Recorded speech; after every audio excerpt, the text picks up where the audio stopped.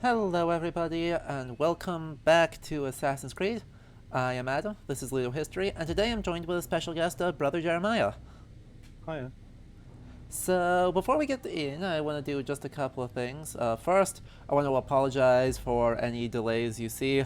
Unfortunately, I am not the only one using my internet, so there may be just a little bit of lag there. Secondly, I'm going to quickly see what the color is on chat in the stream encoder itself, so if people can be typing there, I want to kind of change that to be a little more easily readable. Let's see, why don't we try a nice purple? How's that looking? That's way more readable. Okay, that's perfect. Okay, last up, I want to thank everyone who followed since last time. We got a whole bunch of new followers, so to quickly thank everyone before we get in, and I forget to do that. Where are we?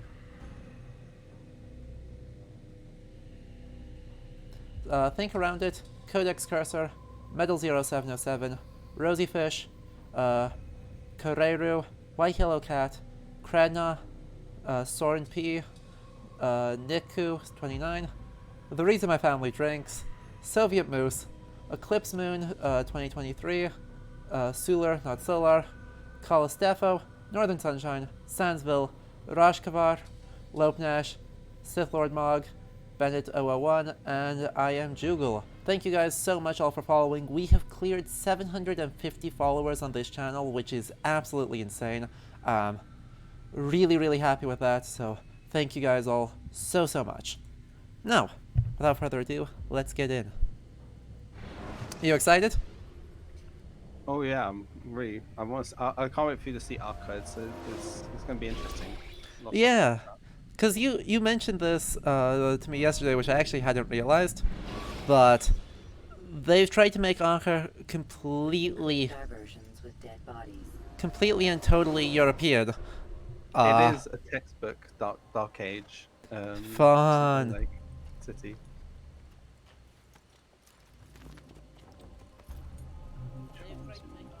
Okay, looks like we've got a lot of like Teutonic knights wandering around with their hands always on their swords, exact copy pastes. Right, black on white is Teutonic, right? Yes. Yeah. Yeah. I think someone mentioned in the chat the last stream the difference between yeah, if it's black on white, that's Teutonics, and then the oh, black on white is Teutonic. Is black on white then Hospitaller? Or white on black? No, if it's white on black, that's Hospitaller, and then the reverse is Teutonic. Okay, so these guys are all Hospitallers, I think. I don't know. Livery is not my strong suit. I only know the very basics anyway. Exactly. It's a bit delayed for me, so I can't see it. I haven't seen Yep. it yet. But, yep. Oh. Oh yes, I see them now. Yes. Oh, yes, those would be Hospitallers. Crap! I'm dying. I have immediately forgotten how to do any of the things. There we go. I'm now guarding. We're fine. It's gonna be fine. Probably not. I don't know what to make of the AC combat system. I've always preferred it to the recent RPG styles, basically. Absolutely. I have too. I know it's counter spammy, but But it's not, to me, the combat's not ever made the game for me anyway, so it's never been a huge concern. yeah. Wow. Yeah, I kind of like it because it's, in my understanding, a way better, representation of the way that a fight actually works. Where they're often very short, very brutal, and then someone. Me, when you get into a fight in real life, you don't see a health bar above someone's head? Usually not. Ow.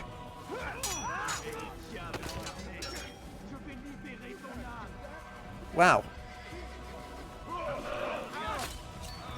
But they are now like 15 people, and we're just slowly countering them, so maybe that part of it is not great. Do more just keep spawning? But There will be I can't remember. It's been ages since I played this game. I played it, I think when people were doing marathons for the Origins release. okay. Yeah, it's been even longer since I played it. Nope, we're down to the last 3. Amazingly, these guys are not...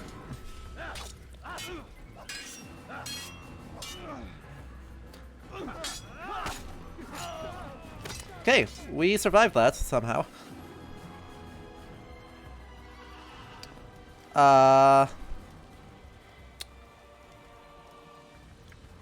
We appear to have attracted... Oh, good, we didn't attract the 4 guards that we were in plain sight of. Good job, AC detection systems. You are still bad.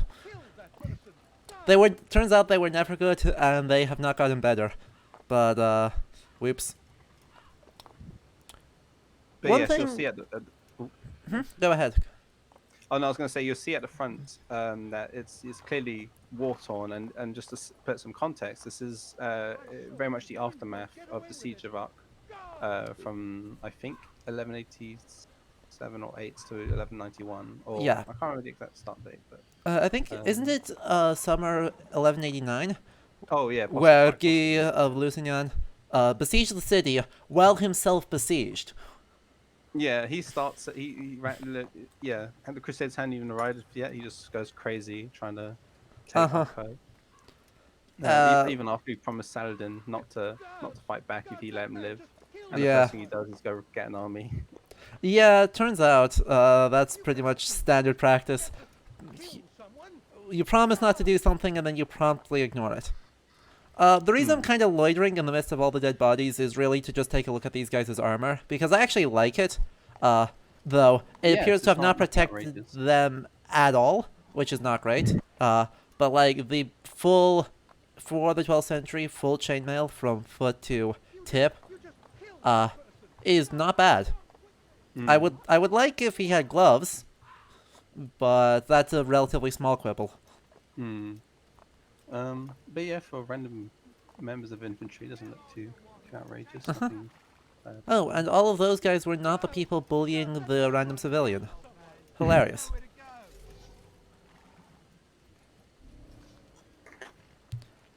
I suppose we shall walk up and we shall stab these guys, and that'll just work.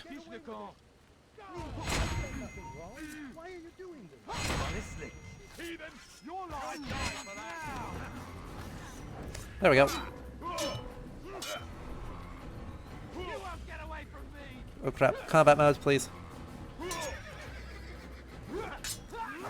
I was recommended to start using the short blade instead of the tall blade, and it works way the hell better. Really?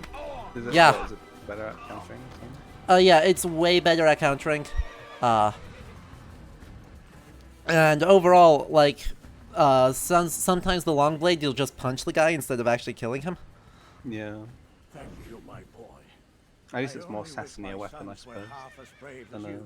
Yeah. See to it that they hear this tale and know what it is. Is this guy a clergyman? Were the soldiers bullying a... The soldiers were bullying a clergyman. Hello? So that is not a thing that would be done. Yeah, a holy religious order bullying a member of the clergy. A likely scenario. Yeah, I mean, it doesn't look like any of these guys were wearing religious liveries. They may have just been some of Richard's men. But at the same time, you don't bully clergymen. You do, my guy. I know we just rescued you, but you do know that that's a spear, right?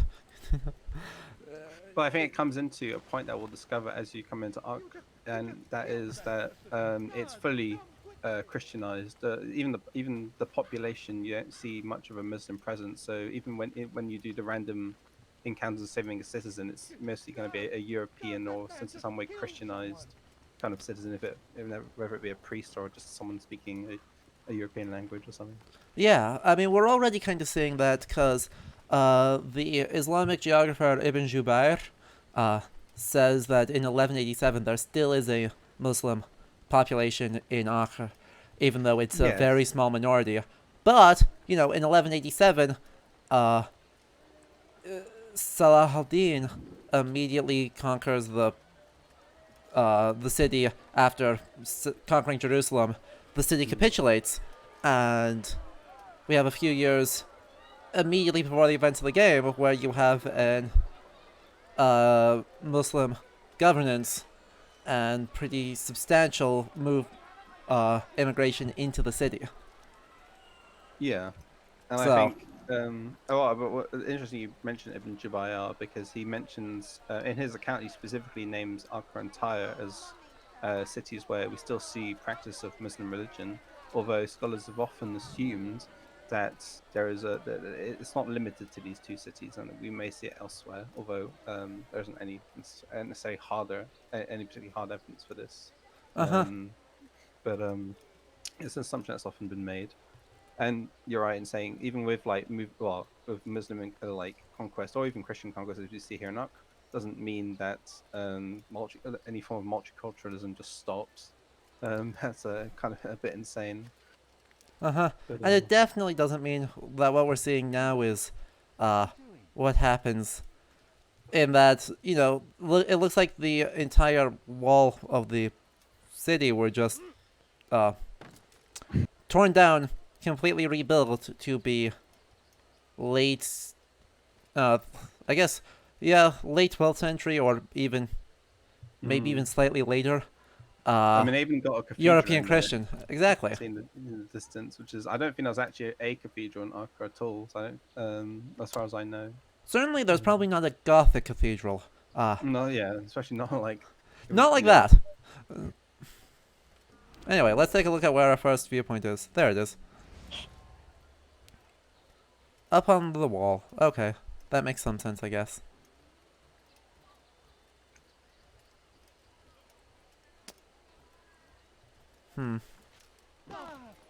Yeah, I know.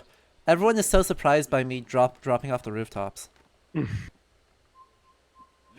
peasant. Okay. Jeez, he says leave, I'll leave. So what actually is this viewpoint? Oh, it's on top of the building. Of course it is. And thank you, Jai Salento, for the follow. Yeah. The things I'm seeing a lot here is that this city is incredibly run down. Yeah, and I think that's And- just them trying to show the fact it's been under siege. But even I'm not sure what part if this is literally Yeah. the siege or a while's past. Oh. I'm not quite sure. My opinion is that in this game they were never, not even slightly trying to make, Your life ends now. okay. I will make you Ow. die for that. Ow. Don't let him get away. Okay, hang on. Nope, just gonna run. Bye. Climb, please. Whee!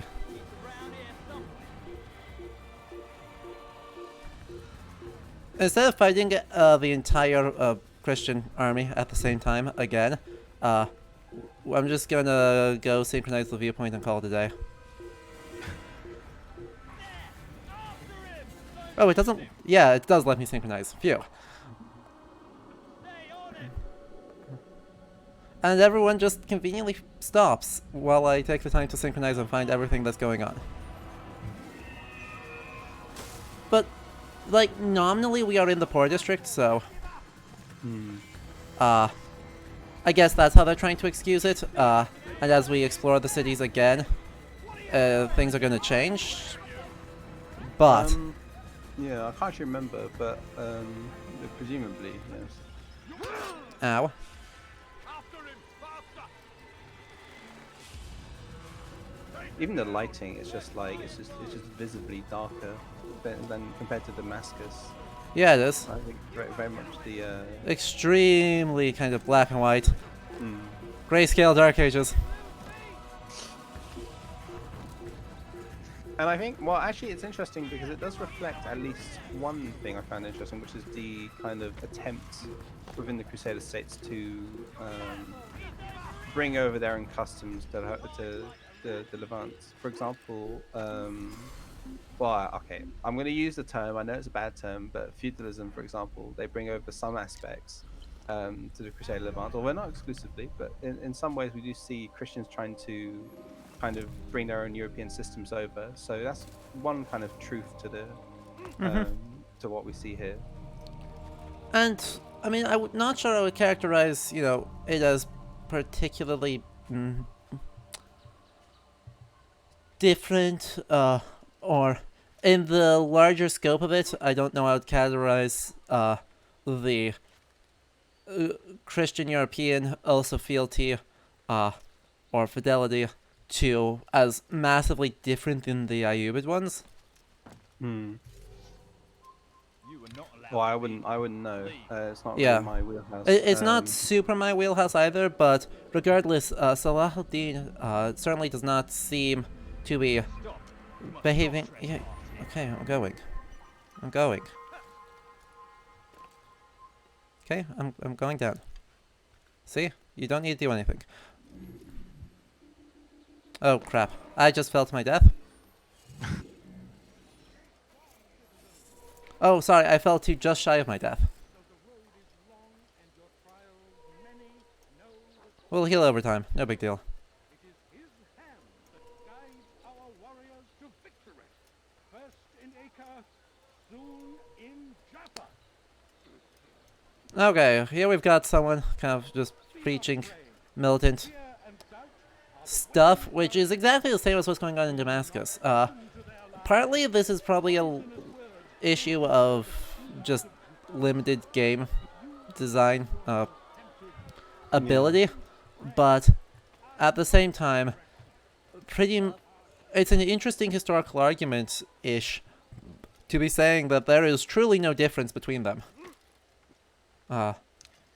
Yeah, we see this. I think you did mention it very briefly in the last AC stream that we see this very much this idea of a clash of civilizations, which is a very popular idea in popular culture, and it's still lingering in some academic groups, but slowly getting rid of it. 'Cause it's a incredibly flawed notion that somehow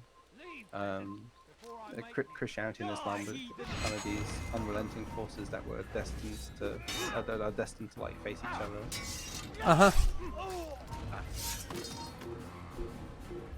Yeah, but ultimately, like, they're destined to face each other, but end up being exactly the same. Like, our activities don't change depending on which city we're in. Whether it's Richard's men bullying a priest, or it's Saladin's oh crap, that's a lot of pain. Ow. Yeah, I'd probably agree with you there. I'd probably attribute that to poor or limited game design, and as I think as we discussed earlier between us when we said that I can forgive it slightly because it's it's the first game of the series. They may have had a limited budget, or I don't know what restraints they had, but they had to make leeways, which is fair enough in some cases.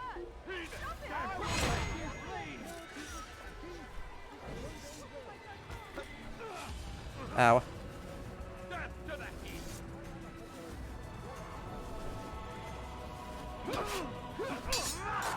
Easy, I just gave him one.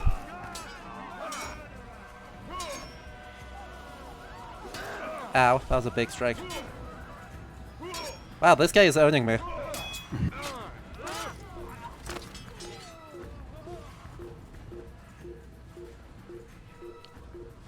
Well, who's the guy I saved? Where did he go? Where did he go? Huh? Like, did the guy I saved get killed? No, I think I saw him run away. Yeah, but like... Maybe they stayed to thank you or something. But exactly. Like, the whole point of saving them is that they thank you afterwards.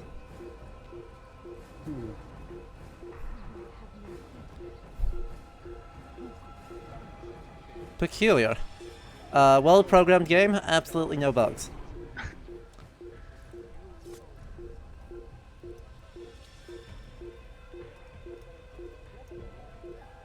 Go away, peasant. For some reason, we also seem to be stuck on,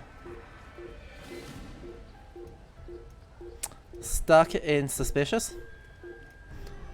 Oh, there we go. So if we head back over there now, does it tell us anything? Is the guy... Oh, ha! It respawned the encounter. Because it was like, nope, something jank happened. You dare steal in my presence. That will cost you your life. And once again, they are bullying someone. You something to say? Yep, I have something to say, and it is... Get stabbed.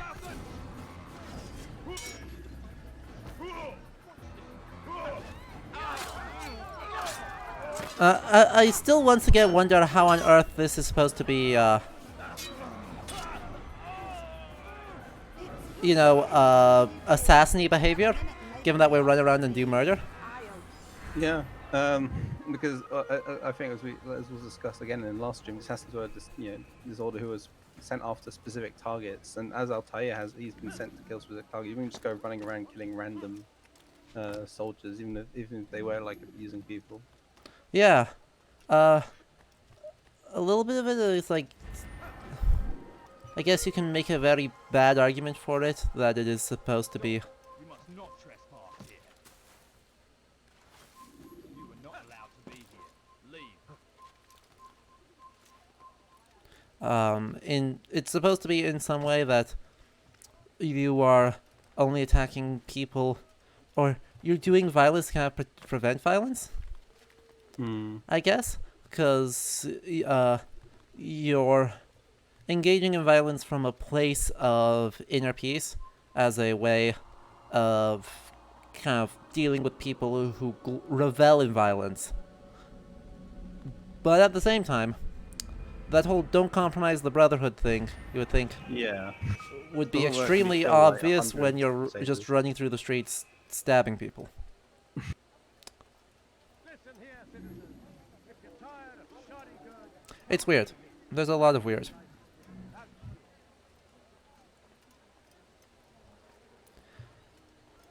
But then again, that's something that like pretty much happens in most AC games. Like there are tons of you'll see videos of people like abusing the combo system to kill like 1 million people, which obviously is far from something you'd expect from an assassin. Maybe. Oh yeah, I mean, there's supposed to be here.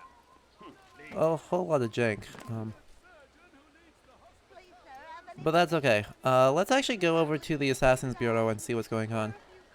Huh. Oh, and Saplica, thank you for the follow here. Oops, sorry. I just ran into someone. Weird. It must be on the very borders of the Port District, because I can only go to one place, to one district right now. And then we'll get into the Middle District and then the Rich District. And every single city has exactly that. Yeah. Once again, I'm struck by the kind of limitations of the kind of game design, and unlike a lot of later AC games, there is really no interest in having these guys be dang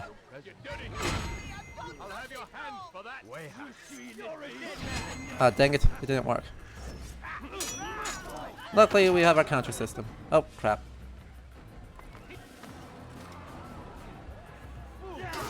Ow.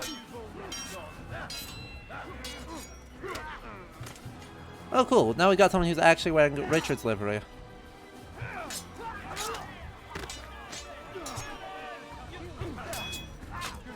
And a Teutonic Knight, or, sorry, Knight Hospitaller. Oh, I just punched him.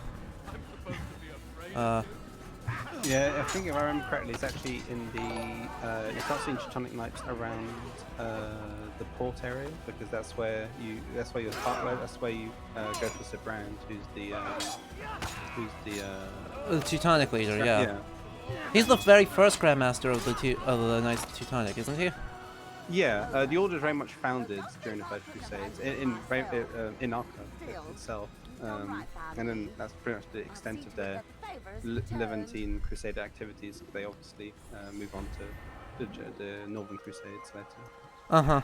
They spend a lot of time out in the Baltic. Yeah, I don't actually know much about them themselves and what motivated them to do that. But it's yeah, First Crusades are the only time they really spend in the Holy Land. Then after they just go to the north. Mm-hmm.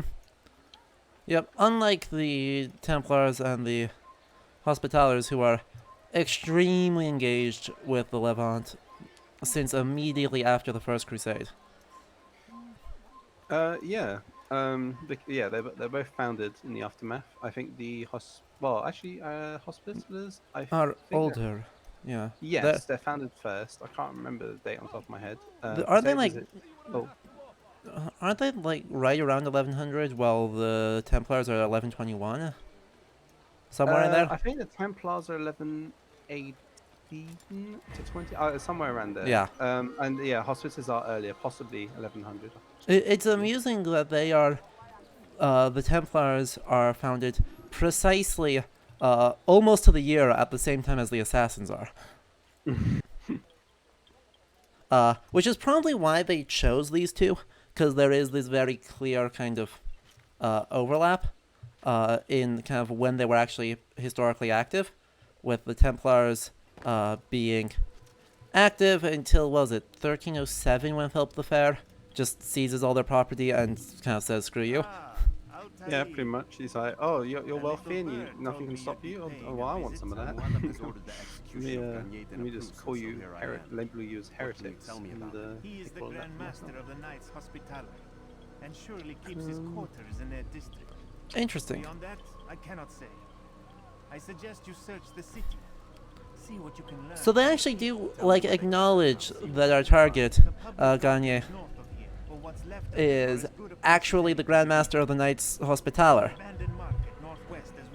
Yeah, they do. They differentiate between each of the orders, not only by actually, as you say, denouncing them as what they are, Grandmasters of individual orders, and showing them as different with clothing. But for some reason, they just don't go further, and they kind of just make them all subservient to the Templars. I guess it's just contributing to the whole conspiracy of the Templars controlling the world and stuff.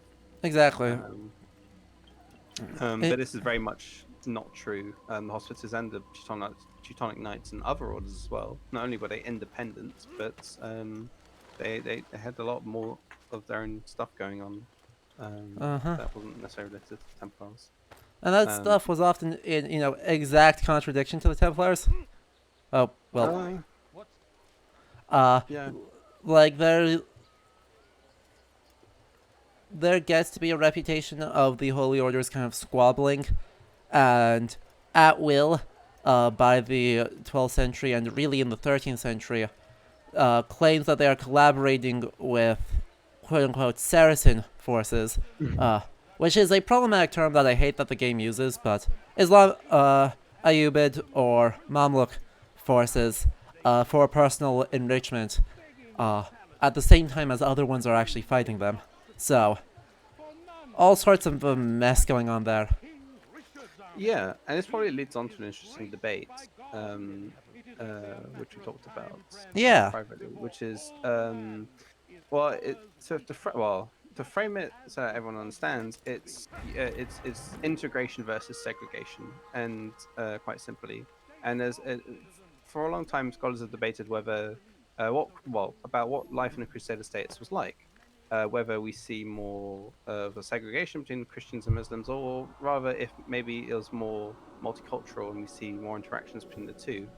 And the history of the debate is the older historiography has tended to focus on this idea of an Iron Curtain, and Crusader states as kind of like the elite Franks isolating themselves from the rest of rest of the Levant.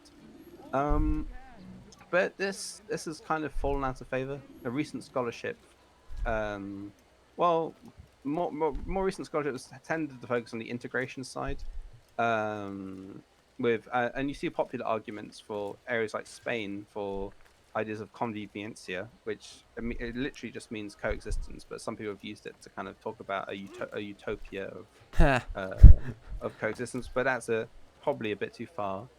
It's But definitely a bit too far, but certainly yeah, the idea that people of the book or Dhimmi could exist alongside uh, yeah. a Muslim majority or the other way around uh, Hmm. is probably okay. Oh no, we do have tons of evidence for Yeah. this, and some Crusader sources in particular. We have Ibn Jubayr, for example, who we mentioned at the beginning.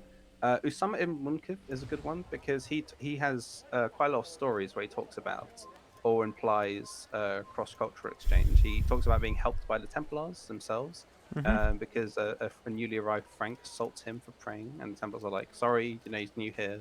He doesn't know how things work here." Um, Although it was, I mean, a critic could easily say that these are just stories, but I think that every story is founded in some truth, and I think this is very much what was the case of Munkir. And even you have Frankish sources too. The Melisande Sulta, for example. Melisande is a queen of Jerusalem in the 1130s to 50s, I believe. And her husband commissions a Psalter for her. It's not the contents of the Psalter that are important, but more so the Psalter itself, because it's made of it's got aspects of Frankish, Byzantine, and Islamic art styles all in one, and it's a way Amazing. of showing power over all three potentially. The purpose of the text itself is still debated, but it's lovely to see. If you ever have a chance to see it on Google Images or whatever, it's worth it. Yeah, that I've heard of that one before, but I had forgotten it because I heard about that in one of my medieval art classes, and yeah, those are super rad. I love Levantine manuscripts Mm. just because they do so much weird stuff, and Yeah, it is it's great. super cool how they're able. Like I imagine this like because I always think commissioning manuscripts is hard in itself. Trying to get different art styles from different like places and peoples, I imagine must be complicated. Potentially. And even stuff as simple as coins. I think Crusader coins. We have evidence of Franks minting coins of Arabic and Greek inscriptions, and the well the the probable reason for these is so that Muslims and Greeks could use it because it's got quite simply. So it shows at least they wanted interaction, and it makes sense because after the First Crusade, you have tons of Franks going home, and the remaining ruling elite need to appease the majority. So very much they need to put stuff in place to make sure things for the states, the Crusader states, continue existing. Sorry, I'm busy kind of running for my life. Don't hit me. Um, yeah. So I think, and I think a term that can be used maybe is colonial pragmatism, which is pretty much the Franks um, doing all this stuff for the sake of preserving the order that they established. Although I think probably to think of all Franks in elites as wanting to just appease Muslims just for the sake of having a safe time is probably a bit simplistic. But I think that's um, probably a lot simplistic. uh, but yeah, but I think the key point maybe in all this debate is a point raised by a historian called Thomas Asbridge, who's a well-known Crusade historian, but others have raised the same point too, is that to limit this debate as either Crusade states as a place of integration or segregation is it just doesn't work because these are just two extremes, and I think to limit human societies either being one or the other is just limiting. And I think the truth probably lays somewhere in between, and that we see there is evidence for segregation in one place and there is evidence for integration in others. And I think We just need to be aware that both existed at varying levels, probably. You need something?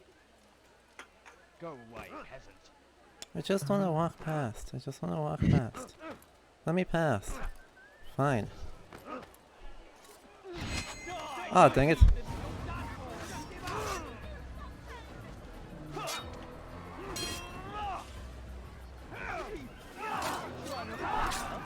One of the investigations I need is inside of this.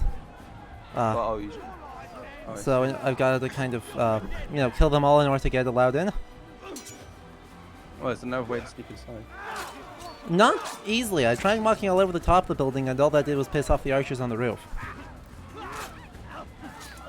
So we're just gonna commit great amounts of murder, and it's fine.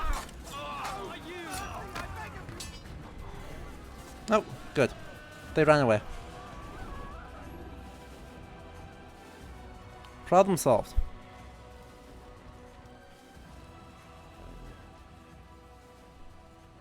So what you got there?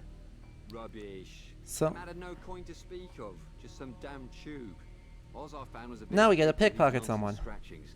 Them's not nonsense, but words and letters. Why is a man putting words and letters in a tube? The way's a tube, if you ask me. Must be important. Give it here, and I'll have a look. Like you helped last time. I ain't letting you steal this. Well, ain't you clever? Have fun with it then. For some reason, these guys are incredibly cockney, by the way. Yeah. I can't. Well, I can't remember about anything about the languages, but I feel obviously this kind of English is insane for this period. Yes. They would be.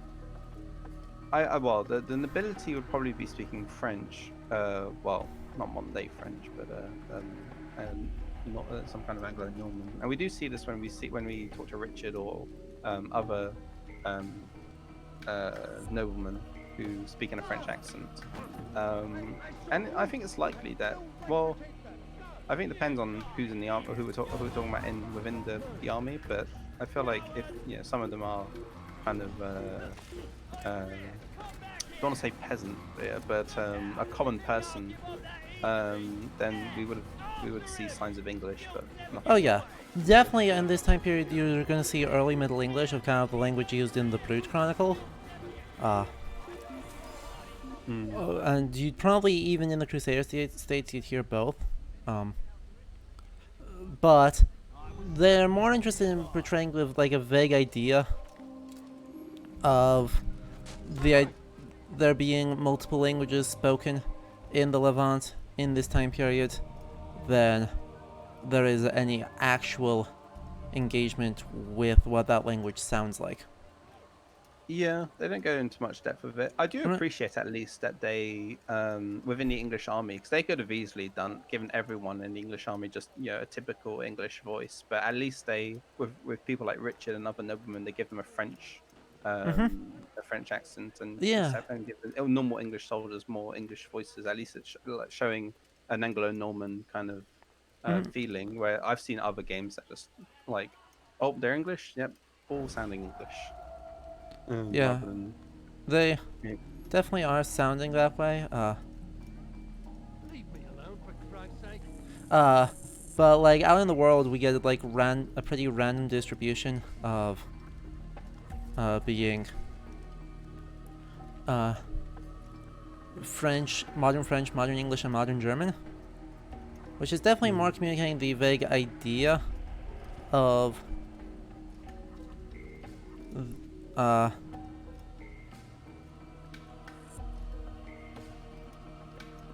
you stop looking at me? Dang it! He keeps just messing with me, so I'm gonna do something else instead of worrying about that. Cause, dang it, he is the most paranoid guy I have ever seen. He's just turning his head every second. Exactly. He has no idea what these like words and letters in a tube are, but for some reason he's really paranoid about them. Hang on, get it. You can't get away from me.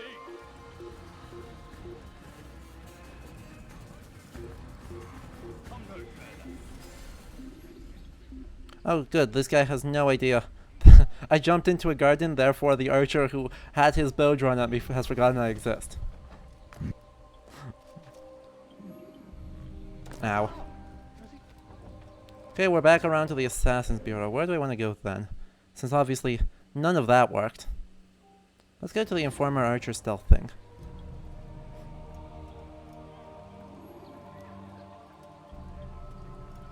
Huh. Looks like the poor district is in Acre is entirely controlled by the Hospitallers, while you walk through the gate into the upper districts and it is immediately controlled by the Templars. What a wild thing. 'Cause this game obviously makes no attempt to portray the actual floor map of the city. It is very obviously not interested in that, though it does communicate the feeling of a city pretty well. It is not actually interested in making this historical, or some claimed to historical, Acre. Yeah, the cities would definitely not be like so tightly divided between the three military orders, especially during this time. You would have, for example, in Jerusalem, you have the Templars have a headquarters, but it wasn't, there wasn't such thing as unnecessarily a Templar territory in the city necessarily, aside from the headquarters, obviously. Yeah, a lot of their castles are actually outside of the cities. Because they definitely do have a lot of castles in the Levant, and indeed all around Europe. That's kind of the problem. And one of the reasons why Philip the Fair is willing to throw them under the bus so hard at the soonest opportunity is that they have a whole lot of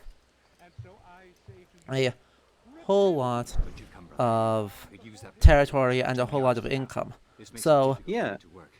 I think there's a Frankish source that describes like Acre is actually producing more wealth than England is at this point in time. Oh yes, it's definitely. Well, I can't attest to how true that is, but it's definitely a trading center. And I think it was one of the key cities after the First Crusade to establish trade links back home. That and Tyre, because they both port cities. But there are, I think, I can't remember. It is Ibn Juwayr, I think, who describes Acre as a trading as a cosmopolitan city or something along those lines. Might have been someone else though. But it is a huge trading center. And also back to the castles of the Templars and the money they made. In the First Crusade, as we established, that they had a severe lack in manpower. Orders like the Templars and the Hospitallers were crucial in providing not only available men but available funds that they kind of withdrew from, well, most of Europe. Well, Western Europe. I don't know what the Eastern European business was like. But... And so I say to you, repent, lay down before him and confess your sins. He will forgive. We're supposed to stealth assassinate all these archers, and we had the problem of them actually, like, looking at us. That wasn't stealthy, but that's okay.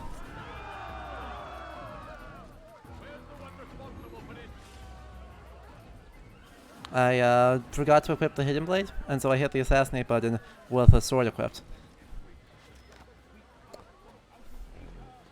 Whoops. Let's try that again.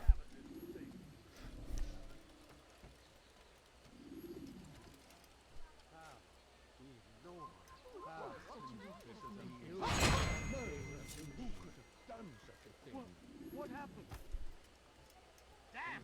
Where are you? I know you're here somewhere. Jump across the corner, and then wait for him to not be looking at me. He's not looking at me. Just ta-da! We stabbed 2 archers. That is sufficient. We have done our job.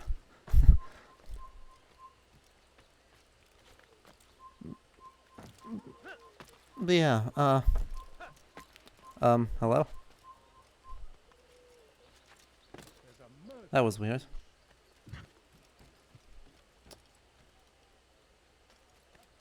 And let's go talk to our friendly informer. Well done, Altair. With With those archers dead, I can be about my business. Woohoo! Take this. It's We some did sort a of thing. work order for repairs to Garnier's hospital.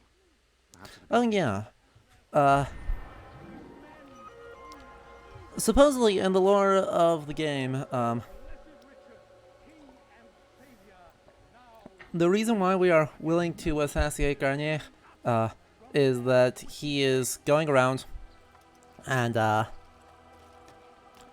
performing alchemical experiments on his patients in the hospital. Which, Yeah. as far as, we talk about, doing medicine, that is something really closely tied to the Knights Hospitaller. The word hospital is derived from the same root word as the name of the Knights are. But, it portrays a very specific view of alchemy as spooky and evil. That is of, mixed historical content. Yeah, I think, well, it's not even just limited to alchemy. I think it portrays medieval European medicine in general as kind of like the stereotypical cutting your head open or making you suffer to cure you. Because when you go to the hospital, you see tons of people, just crying out in pain or suffering or something like that. So very much harkening to that stereotype. Absolutely. I don't know if we see like Islamic medicine to do that. But I think generally, Acre and Damascus are in stark contrast of each other. Damascus is very much calling back to very much making you think of the Islamic Golden Age, and as we mentioned, Acre is very much imitation of medieval Europe. Yep. And yeah, I'm noticing like there are occasional hints towards them being somehow related in that like they both have the same kind of gardens, which is of course a very much more a Middle Eastern tradition than it is a European one to have like garden boxes all over the place.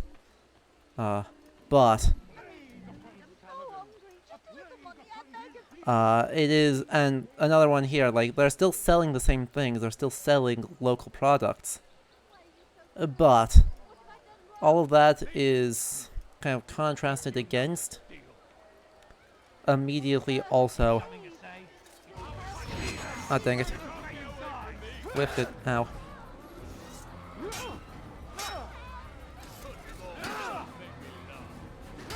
Ow.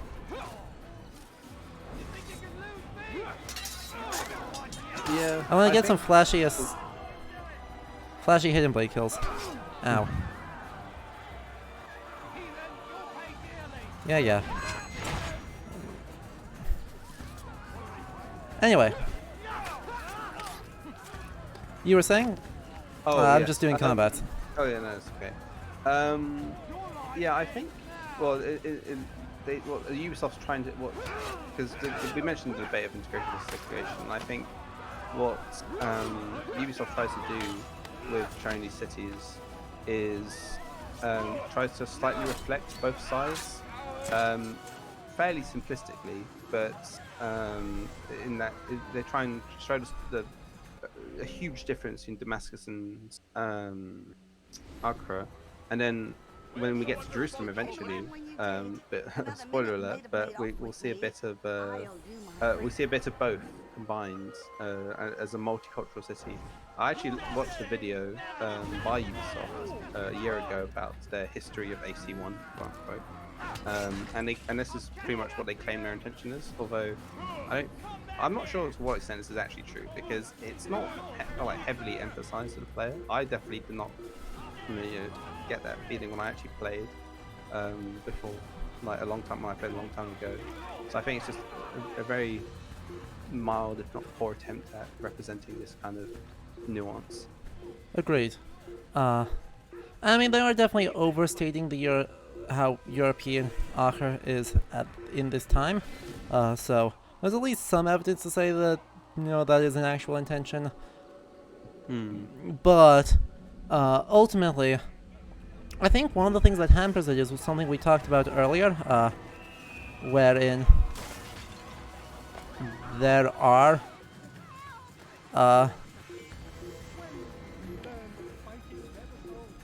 somehow kind of a fundamental similarity between all of the cities, in that the same things are happening.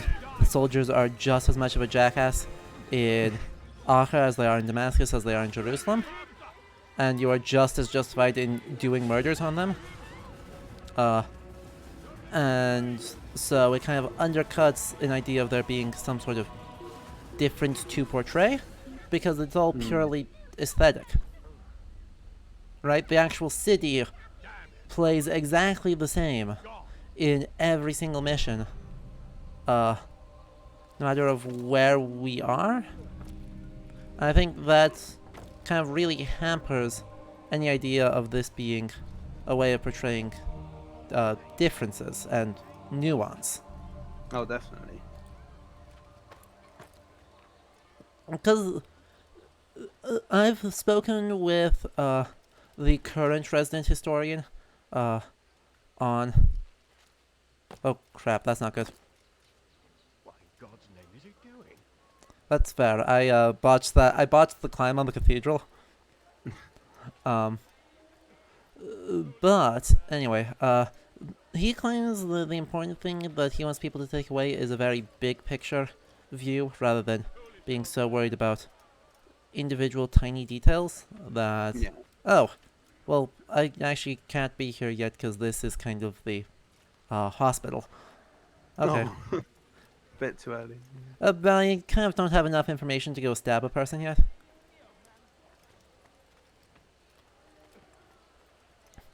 Anyway, on a big picture level, there's something really interesting about the idea of these guys being somehow kind of a European city, a Muslim city, or an Ayyubid city, and then... oh, I just fell off. Really? I had to walk diagonally, and Altair freaked out about that. But suggests, you know, that Jerusalem is supposed to be their actual argument about what the Crusader states are. Which is historically a potentially, like, really interesting portrayal of, oh look, they both have these unique features and these fundamental similarities, but the integration between them is in some way important and actually matters. Yeah. But I feel like they come really far short of that in the actual portrayal, because, well, that would be way more important than whether they got the floor plan of Acre right. I don't think they did that particularly well. So it's weird. There are attempts at nuance, I think, but I'm not sure they succeed. Yeah, I can definitely see the intention looking back on it, but it's, you know, I think that a lot more work would have needed to have been done to kind of explicitly put it out there, because I think like we can notice it because obviously we know what to look for, I guess, but I think for the average player it'd be much harder to kind of take that kind of message away necessarily, but so I think it had a lot of potential, I think, but really wasn't used properly. Anyway, we're supposedly actually eavesdropping on someone now. The archer who guards the eastern wing? Poor bastard's brother caught an arrow in the throat. Doubt he'll last the night. How can he continue to work knowing what's to come? He visits his brother often, so I cover for him when I can. You aren't there now? No. I've family business of my own to attend to. Then he'd best hope the doctor doesn't learn of his desertion. He won't. Long as you stay silent. Don't worry. Your secret's safe with me. Ooh. Look at that. Some of the guards are conveniently absent right now.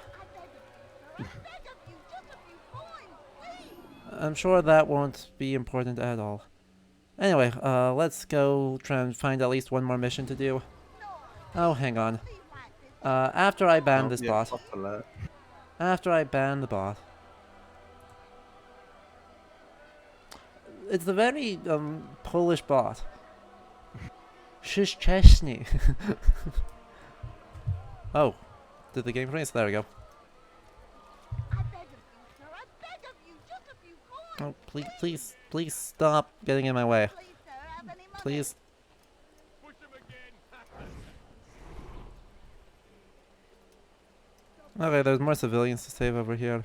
What was that you called us before? I don't really care. They're not important. I am interested in a little being vaguely kind of sort of stealthy if we pretend a little bit. Okay, pretend a lot. I'm not good at being this whole stealthy assassin thing. I mean, on the last stream, I killed our guy by him immediately noticing me, and then throwing him into a wall. So, like... I mean, overall in this game, I found the assassinations a lot harder to do stealthily than in the later games. Cause you just have to find a way to, I don't know, get behind them. The stealth sections are incredibly jank, and for some reason assassination targets have incredibly finely tuned AI to being detecting whether someone's about to stab them or not. Oh, hello, Informer. Altair, he's after me. He saw me. He will kill me, and my wife and children. What a mess. Have you come to end my misery? No. Al-Mualim has more compassion than I thought. Could you help me then? A knight of the Hospitalier is after me. If you could eliminate him, you would do a fellow a real honor. I've been here in Acre since the Crusaders were laying siege. I can give you important information in return. Okay, so he's supposedly been here since 89. And somewhere around here there's a guy we've got to stab. Wonder if I can make that jump. I almost certainly cannot make that jump. Let's instead kind of shimmy sideways. No. Let me climb? I can't climb. Hello? And I can't get down either. I may have just gotten stuck. It's unsafe for me to walk in the streets of Acre. Come back to me when you have finished. I may have just gotten stuck. So, we're gonna exit out, reload the game. It won't be an AC game if you think. Because a game-breaking bug happened. So we're going to exit the memory, and then we'll load back into the memory, and it is fine. I promise.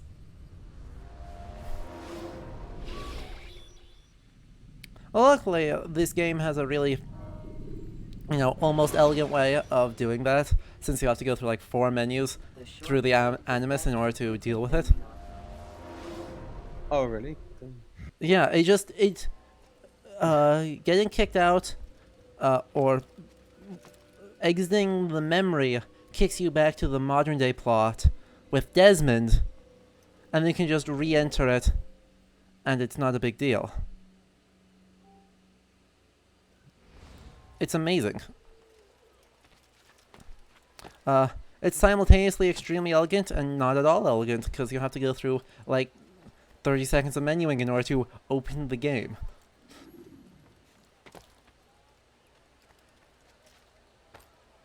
Come, have a look. You won't be disappointed. And I just flung myself off a cliff. Whoops. Anyway, as we're running around, is there anything else that's kind of stood out to you as interesting or unexpected? Overall, it's been pretty much just... Oh, crap. Sorry. Mostly been Assassin's Creed, doing Assassin's Creed stuff. Without a whole lot of new things to say. Yeah, it's... I'm not sure I think I saw something down somewhere. Oh, I don't have cliff assassinations yet. That's actually, awkward. one thing. Because we were actually talking about the way they show Acre as a very typical version of medieval Europe, and it's not. And I think it's interesting that they used they show the city maybe as an example of segregation, because it's not completely outside of our source material. We do have some cases of someone. We have the Bishop of Acre, Jacques de Vitry. I can't remember what year he's made bishop. I think it's 1190 or something. And he describes Acre as kind of like a cesspit of sin, and quoted him somewhere. and he's very negative of the Frankish relationship with the non-Franks. So I guess the point being I want to make is that the, the idea, well, the idea of segregation is still very much present, and there are still very much voices for it. Although Rejected Victory, he's not necessarily a good example because he's very much straight in from the West. And I think, as you pointed out in the last stream, using the term in using the term Saracen in the Holy Land's a bit peculiar because people living in the Levant were more accepting of Muslims than people in Western Europe. The Pope, for example, labels Saladin as the Antichrist, whereas I don't think people, even the Franks living in the Levant, saw him that badly. So it's interesting to show that there's at least some signs of varying opinion, at least. Good. Yeah, Acre is such a weird city because, what is it? After the First Crusade, it's European, or it's part of the Latin Kingdom. It's taken when Salahuddin takes Jerusalem. Then Guy de Lusignan immediately decides to kind of retake the city via siege. Richard and Philip Augustus show up to help. Philip Augustus leaves, and then it continues to be Christian until 1291. Is it? Yes. When the Kingdom of Jerusalem stops existing. Yeah, and Acre is sieged by I want to say the Mamluks, I think. Yeah, it is. Yeah. At that time, it's definitely Mamluks, which actually means it's even post-Mongols. Yes, yeah, very much, because the Mongols operate at the latest in the 1260s in the movements within the Middle East and kind of move out afterwards. Not even, yeah. But there's also an interesting part of Acre's history as well as Richard and his treatment of the Muslims there. I'm not sure if we'll have any time to see it in this stream. You'll probably see it next week, if any time. When you move on to, I can't remember if it's the middle or the upper class district of Acre, where you have to hunt down William de Montferrat. Oh, that's Rich District. Yeah, and he talks about Richard's massacre of the 3,000 Muslims. And it's an interesting thing because Richard is so idolized in history. Certainly English history. Yeah. He's this hero, and I think the main cause of that is because it's with John. He's always compared with John as a much better king, which I guess he was technically, I suppose, which how bad John was. But he's treated as very much an English hero, and I think that's also because of 19th century romanticism as well. Thank you for the information. And other such writers. But in truth, Richard was he was an ass. He was like I don't think many certainly no one in Aquitaine liked him. They described him as cruel. And when he comes to Acre, he makes a decision, and that is because he has 3,000 Muslims captive from the siege, and he has to move on to conquer the rest of the Holy Land, but he can't keep supplying the Muslims in captivity because he'll run out of supplies, and he can't release them because they'll join Saladin's army. So he ruthlessly chooses to butcher them outside of the city, and I don't think even the Frankish sources who usually idolized him struggled to find positive things to say about him. And pretty much got criticism from both sides, and Saladin was furious as well. But so it's interesting to see that looking closer at the history, Richard's not the hero we think he is. And even in the game, I think Ubisoft shoved the decision on William de Montferrat and make Richard seem like the innocent party, which is an interesting choice. Kind of freeing him of the guilt of murder. The thing that he absolutely did, yeah. Yeah, we know for 100%. We know for sure he ordered it. It's been debated why, but it was. but well, it's either because he wanted to preserve supplies or he wanted to move on. It's not, but either way, you know, mass murder is mass murder. So Yeah, at some point it's just kind of picking, uh, really, really kind of going for the semantics there, as to, well, did he do mass murder because he was totally ruthless, or because he needed to move on, or for some other reason? He still super ordered the execution of a lot of innocent people.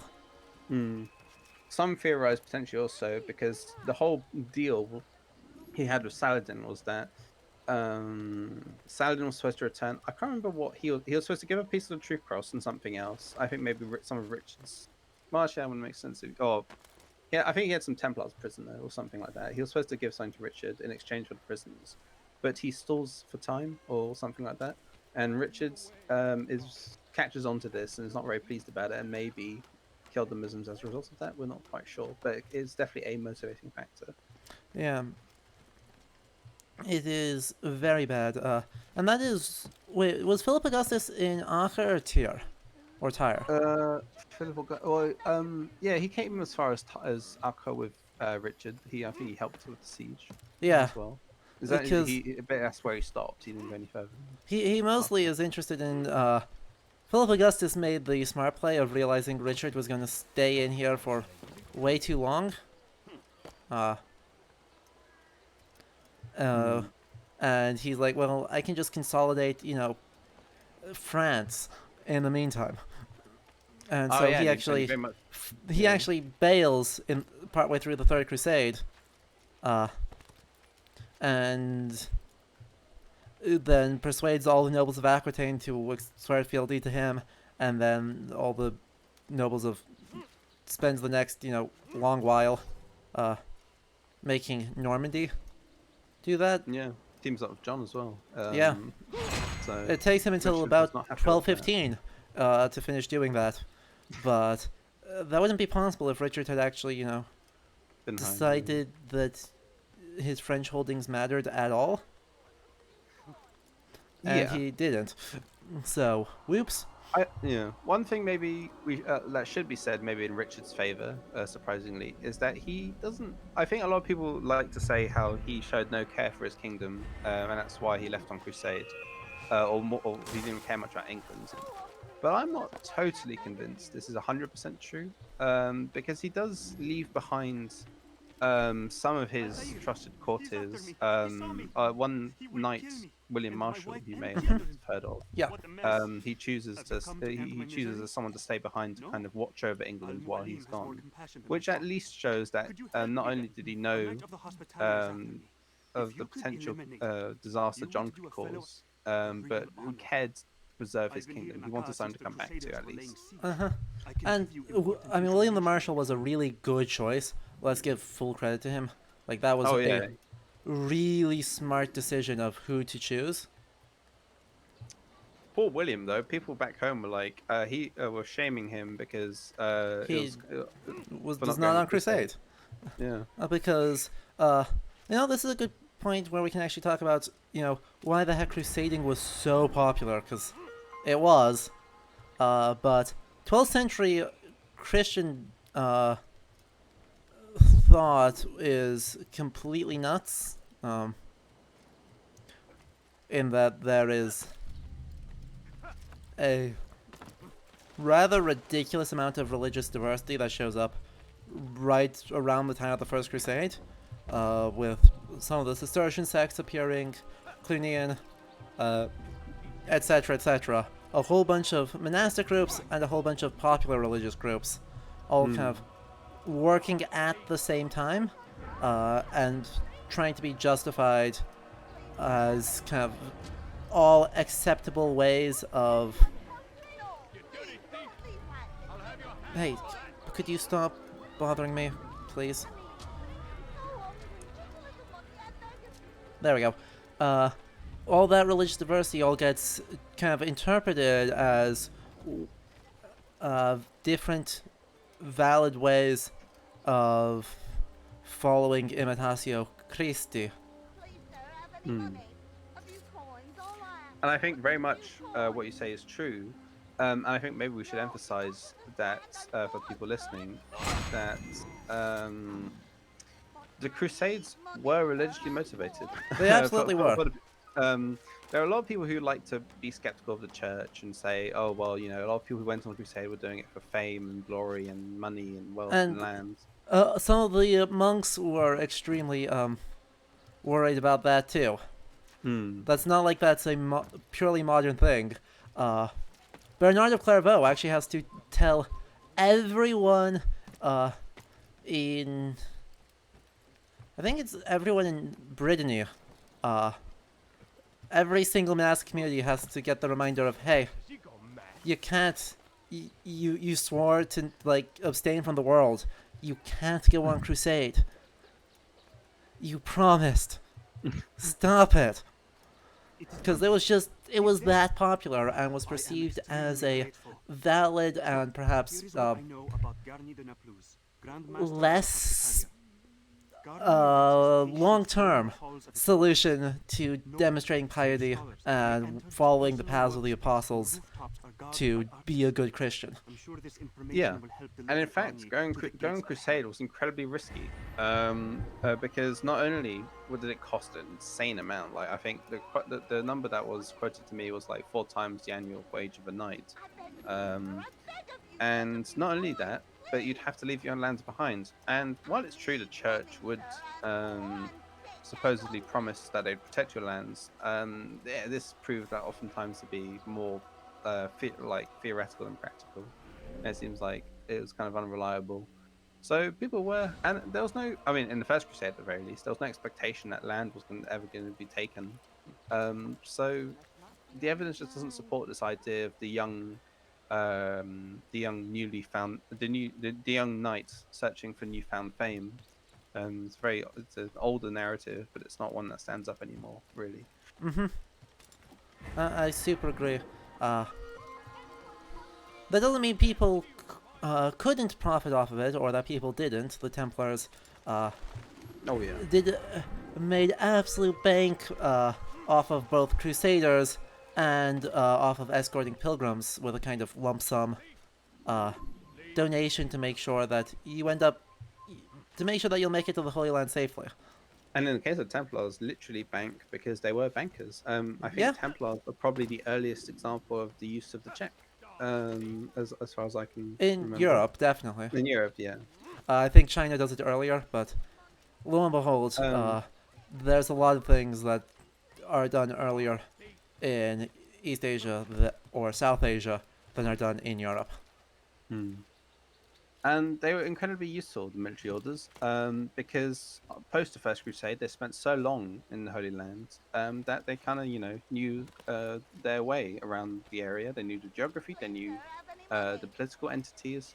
So come the Second Crusade, for example, Louis VII of France very much made use of the Templar services, even to the point where he gave them command of the army so that they could guide them across the Levant. They kind of got lost when they passed Constantinople. And I mean, in the Third Crusade that happens as well. Our current target, Gagne, is actually historically dies later than the events of this game. We are breaking history kind of badly right now, because he dies after. Oh crap! I can't remember the name of the battle in 1192. Yes, thank you. He dies after Arsuf, in which he was critical to Richard's victory, even though he did that by disobeying Richard. So what happened there is when Salah al-Din and Richard actually met on the field of battle, the knight Gagne wanted the Knights Hospitaller to charge. And Richard was like, no, don't do that. That's bad, and obviously not going to go well. And they hold off for a while, but eventually, in defiance of Richard's orders, he decides to charge anyway. And it starts with him and one other knight just straight up charge into Saladin's front line. The rest of the order follows, and Richard is forced to commit all out, and they just happen to strike a weak point in the line. Ow. and they do that won the incredibly, battle. actually. It's Yeah. incredibly fortunate, but it worked, and so, you know, killing him is actually probably going to make it so that Saladin wins Arsuf next year, but that's okay. I know when and how to strike. But yeah, I think essentially how the battle panned out was Richard's plan, progressing to Jerusalem, was to go in parallel to the coast, and have his fleet follow, so that they could constantly resupply, all the way up to Jaffa. And Saladin goes in parallel to Richard's army, trying to taunt them into a battle that's favourable to them. And as you mentioned, they successfully do this in kind of drawing out the hospices who are so enraged and run off, and everyone has to follow. I find that quite hilarious, actually. Yeah, it's very silly. But, I mean, the Hospitallers weren't the only holy order that Richard drew on, because our main villain of the game and our second to last assassination target, Robert du Sablé, is actually a part of Richard's army. He's one of the naval commanders in the Third Crusade, and while also being the head of the Templars. Velith, absolutely. You are 100% right. The Assassin's Bureau is just the DMV Assassination Edition. I would assume if there are multiple things going on at the same time, they would just neatly form a queue, and it would be terrible. But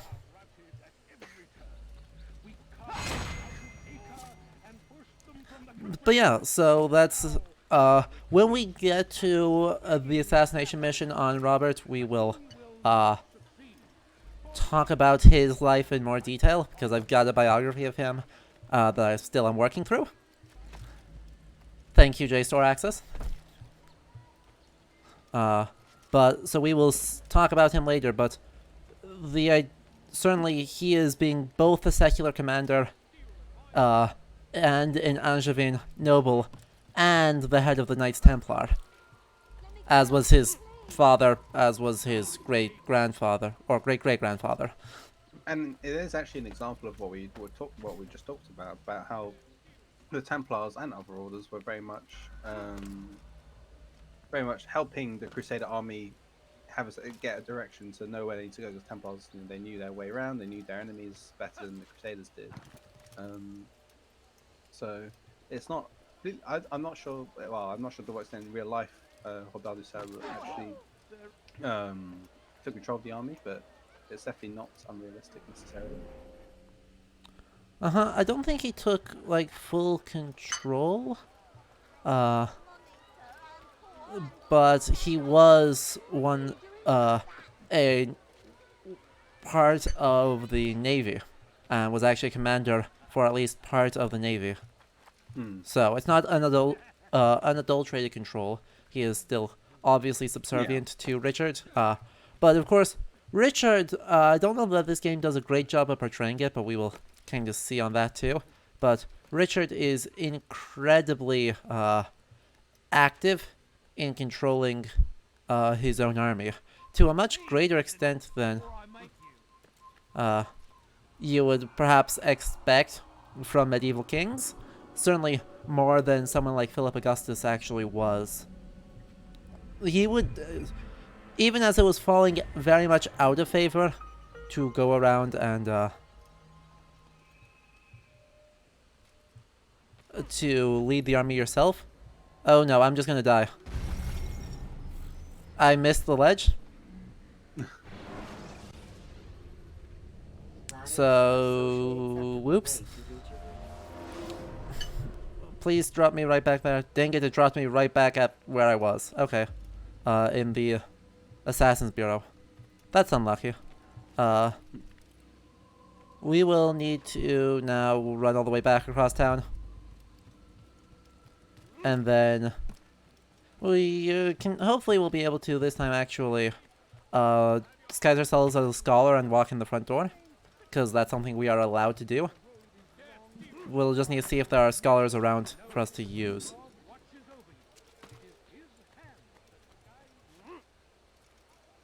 Ow. Once again, Altair is really bad at the whole grabbing a ledge thing.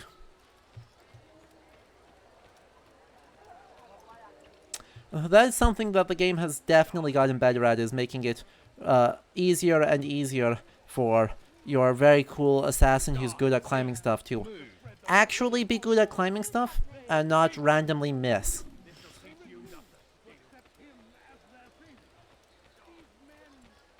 Like, I think it was... Oof, voice crack, hello. I think it was Unity that first made the change. To have it basically just be hold button and point in direction to automatically pathfind. I'm trying to remember. I think so. That does sound about right. I remember the parkour, and that was completely different. What was that you called us before, eh? Heathen? I need help. Oh, we need they're bullying us. Why do you think they have so many soldiers bullying civilians in this game?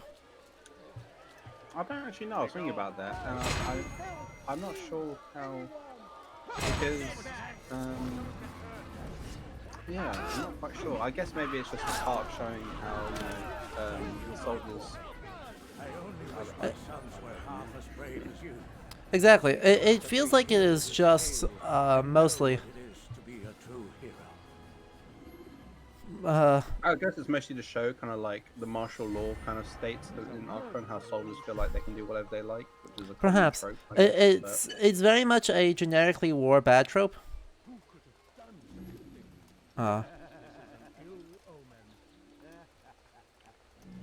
Which is very mid 2000s, as you know, disillusionment with the Iraq War is going on. There's this big push for kind of just war is bad, you know. Yeah, because seeing soldiers, even non-military order soldiers, assaulting a priest is a bit of a like. No, I didn't see that necessarily. Help me! Help me! Please! You must help me! Anyway, we have made it inside without falling to our deaths into the courtyard this time. And so now we can see exactly how evil, comically evil, this whole squad is. And our leader here. Enough, my child. I asked you to retrieve the patient, not to kill him. There. Everything. Who is our very stereotypical, kindly sounding, extremely evil doctor. Cast out this fear, else I cannot help you. Help me? Like you helped the others? You took their souls! I saw! What? But not mine! No! You'll not have mine! Take hold of yourself.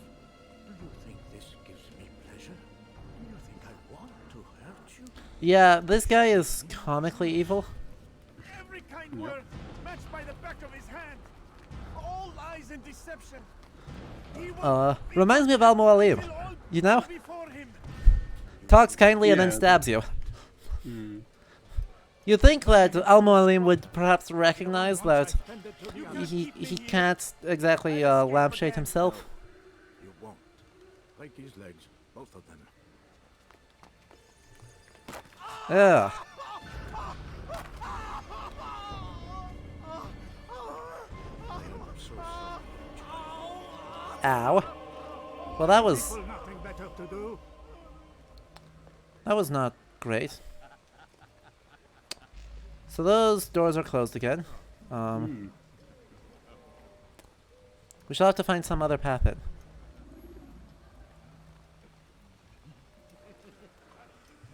But yeah, do you think Ubisoft really needs more than one character, because it is literally identical. But that's okay. Hey, could you not though? But also, Altair is this definitely is starting to show the build up to the plot twist that I think most people know about.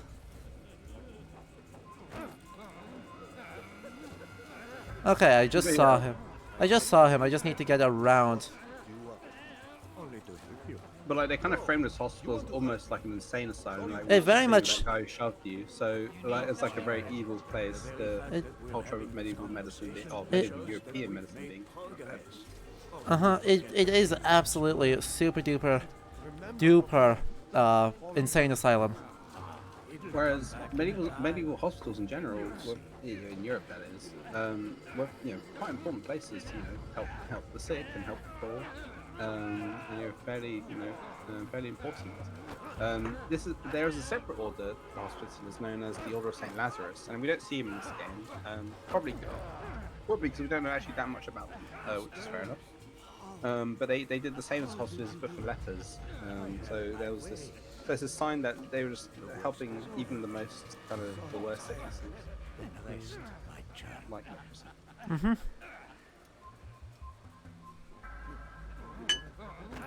Ow. Dang it!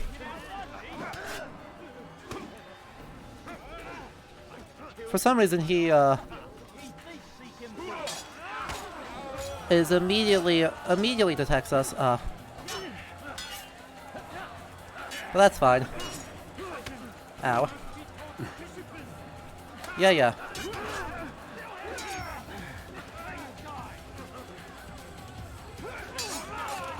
So getting shoved by the guy is sufficient for us to immediately start. What's that old man? Looking at us. Anyway, we just killed him. So yeah.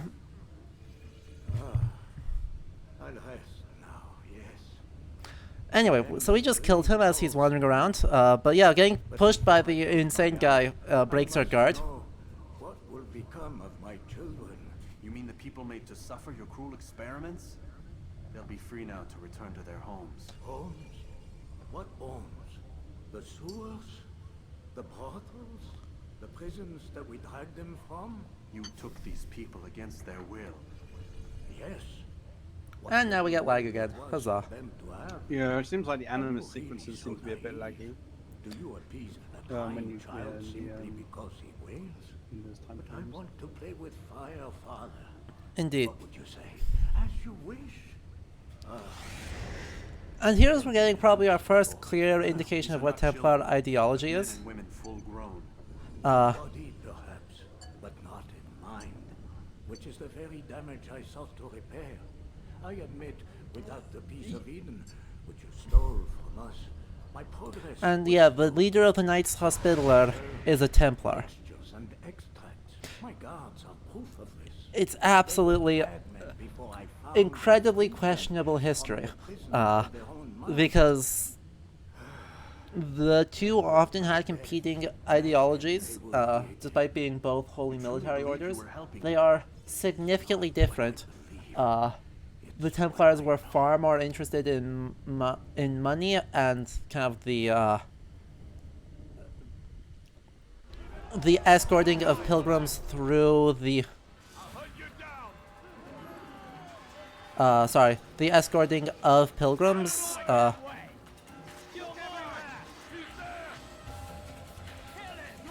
through the Holy Land and to the Holy Land, rather than actually talking about the kind of construction. There. Sorry, I'm losing the track of thought in the face of all this music. There is a thought in here, I promise. Oh good, there's the exit. Hello. Let me out. Thank you. Good enough. Very loud music, sorry. But the Knights Templar were very interested in the escorting of pilgrims to the Holy Land with lump sum donations, and did not so much run the... Oh, I'm not escaped. We're not interested... Drop, please. Jeez. In the care of people along the way. So, it is in some ways very different from the Knights Hospitaller, who were very much a medicinal order and a much overall poorer order of knights than the Templars were. That's not fully the case, but this is to some extent descriptive of how they went about kind of operating differently, and so making them the same, or the same in act if not in name, is a very weird choice that kind of erases some of the nuance that the game in other times has been very interested in portraying. Did that make any sense? Was I coherent in there? I was trying to be coherent in there. That definitely makes sense. Yeah, I think it's strange to. I mean, I get they're probably just trying to do it for their in-game lore purposes to make Templar seem like the big bad mastermind behind it all. But we don't see such a clear-cut hierarchy between the orders, or at least to the point where some of them are subservient to the other. It just doesn't exist really. Yeah, it's just not a thing. And it would have been nice. Like, I would have definitely liked them to like explore more of the orders more and what they're in. Because as you said, they both do different things and had were in different circumstances. Yeah, So they're doing like the same goal and some of the same methods, but also some very different specializations. And digging into that more would be really interesting, and you could portray them far more in conflict, which I think we do with the Teutonic Knights next time we're in town. Which will probably not be this stream, but will be next stream. So, it's odd. But earlier, the young admin suggested that we should also... Speak it then, or would you have me read your mind? What do you think he wanted from these people? That he would keep them and experiment on them as he did? There's very little focus on the Nizari or Hashashin political situation. There's actually extremely little focus on that, despite it being something kind of besieged on all sides. Yeah. And so overall, like, obviously religion and religious nuance is incredibly difficult and something this game does badly, but I wish they would have. Yeah, I think the point about the Missouri state is probably just because they want the assassins to appear hidden, because obviously this is tends about not compromising the Brotherhood, which implies that not really known to the world. So they probably just want that kind of thing. Even though it's Templars. Yeah, and I mean I agree with that. I'm also a little bit.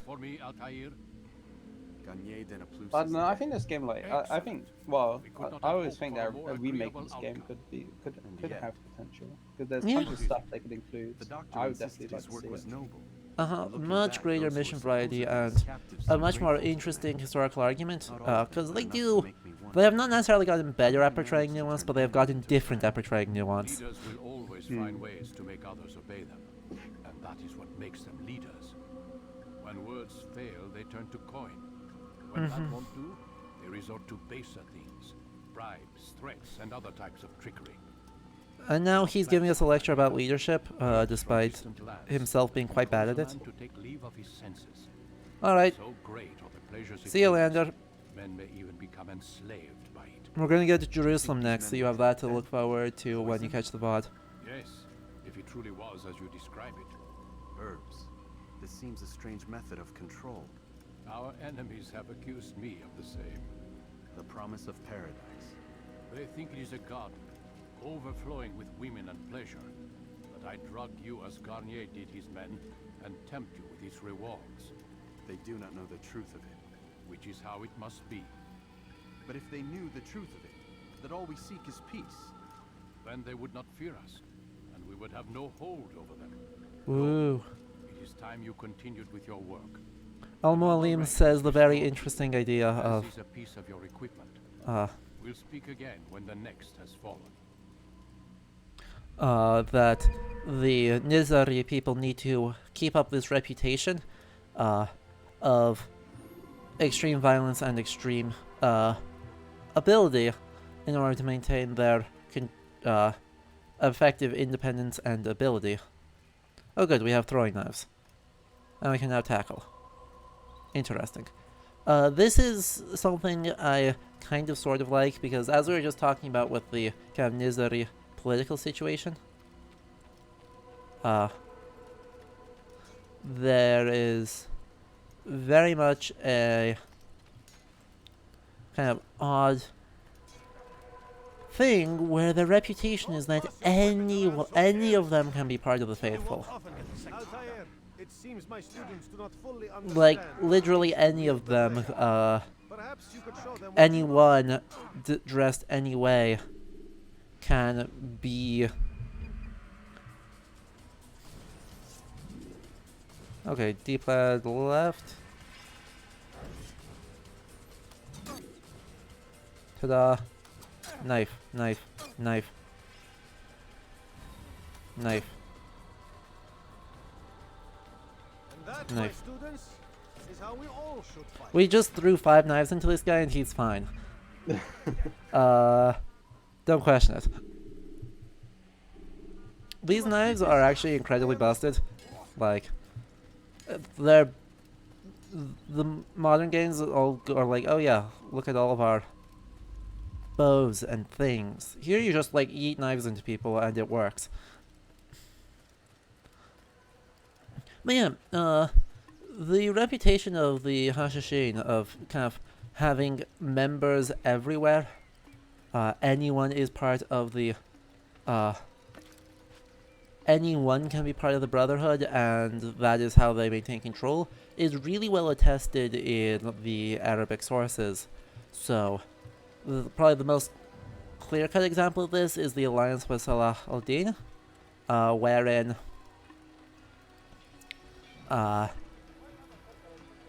he is able, or where the old man on the mountain is able to get an alliance despite being vastly overwhelmed by,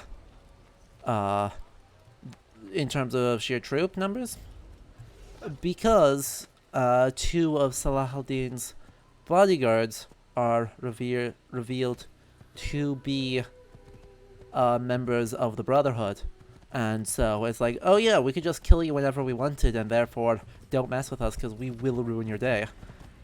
And that's all reputation. Like, that story is probably apocryphal. Like, there's no real way that we could test if that existed, but it's certainly the idea of the assassins can be anywhere disguised as anyone, and that they are all willing on promise of paradise and from a place of inner peace to inflict extraordinary violence upon those who threaten them. Yeah, I think famously, you mentioned one of the stories. I'm not sure if this is the same one, but there's one where an assassin sneaks into Saladin's tent and leaves a knife with like a letter, or and Saladin is like really loses it over this and is just forced to make an alliance. Yeah, I think that's when he decides he's going to smush them because they're too threatening. Oh, okay. Is when they actually, one of them sneaks into his tent. He actually tries to get nearly gets assassinated by them 3 times. Once they sneak into his tent and just leave a knife and a note. One, they actually do stab him, but his armor turns the blade, because it turns out armor is useful. And then the last one, is when his bodyguards are revealed to be members of the faithful. So, do we know the reason the assassins decided they wanted to kill Saladin? It's not there much. Ultimately, it's a political thing, in that they did not much appreciate how effective the... We're going to head down here and then pick up some of these points. Anyway, they did not like how effective the Ayyubids were at kind of taking control of the region, and they effectively kind of just pose a threat. And so they, given that ultimately Rashid's... Oh, crap. I actually want to fight you.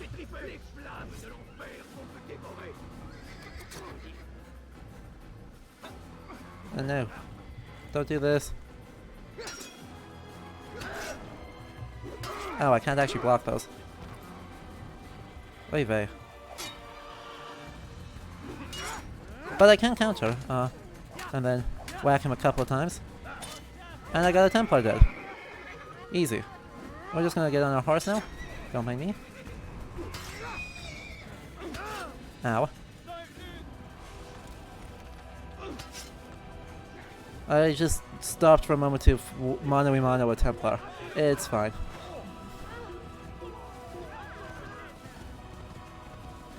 I spent a lot of time running through this on the last one, but I did miss a flag up there, so Altair's horrible flag addiction resumes. And then it's fine. King Richard flag, 32% done. And then we can ride around.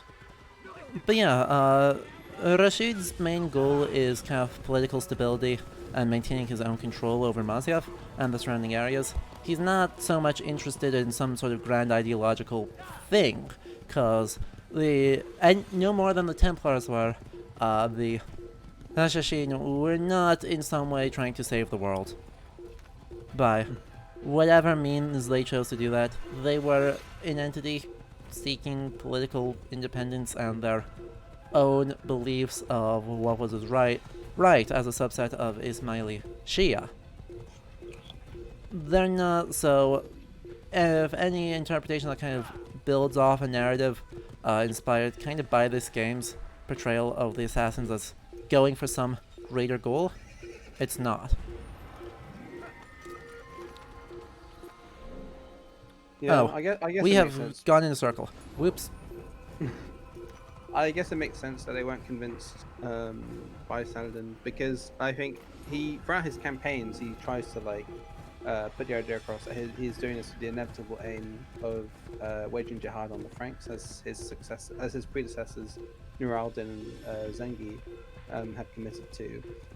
But for the majority of his conquests at first, he was mostly fighting other Muslims. So I don't think many were at first convinced by his supposed end goal of going for Jerusalem and just land grabbing instead. Although it is eventually what he does he does wage jihad on Franks. Yeah, and I think also they perhaps don't like him because Salah al-Din and his predecessor kind of sort of overthrew the Fatimids. The founder of the Nizari was an exiled Fatimid prince. Not Hassan ibn Sabah, but Nizar was Fatimid. So, that's not a great way to ingratiate yourself towards these people. The group that they take their name from. And once again,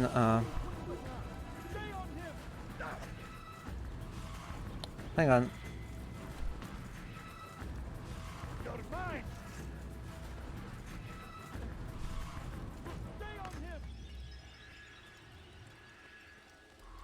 Dang habit, will you stop it so I can actually do something?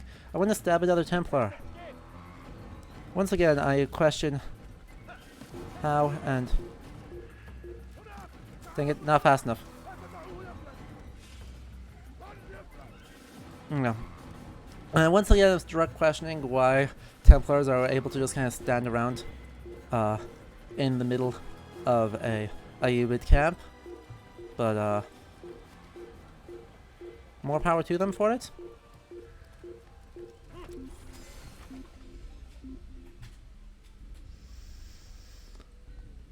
Anyway, that was a lot of running around. We do that a lot.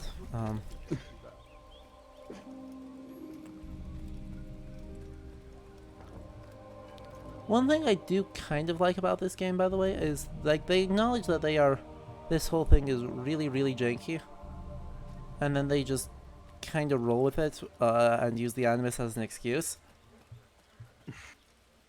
Which is... Well, yeah, because you even have like whole segments where the Animus just glitches and you have to fix it in some way in 82 and onwards. But I kind of like... Well, I've warmed up to the supposed jankiness. It's kind of like a marking trait of the series, I suppose. Absolutely.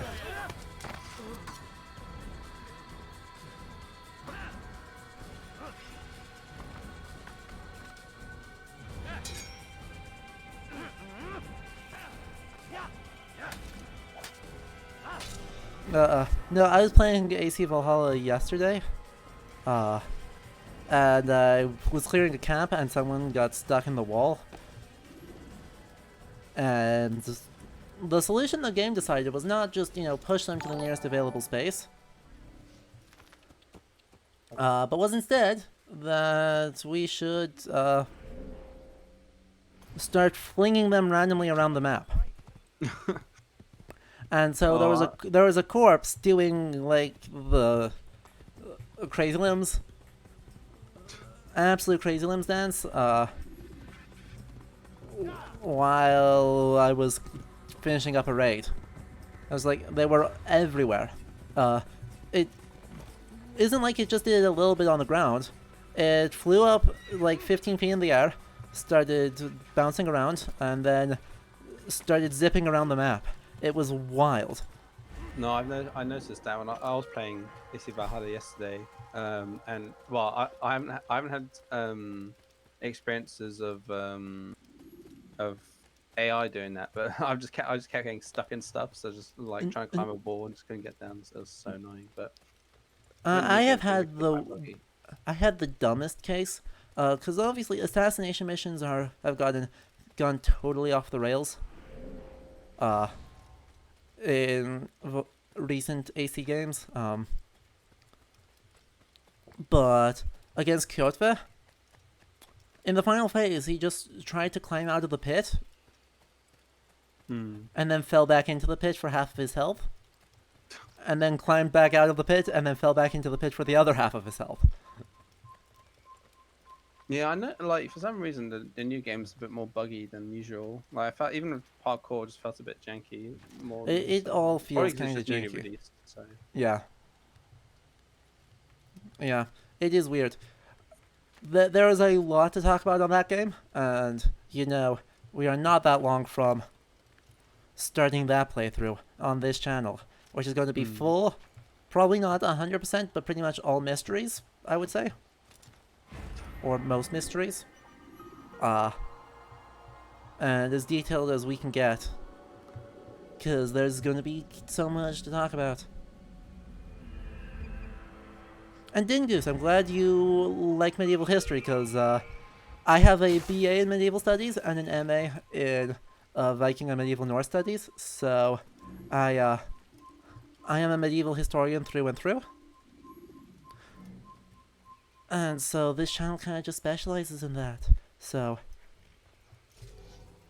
if you have questions or things that stand out that seem cool to you, just say something and we'll talk about it.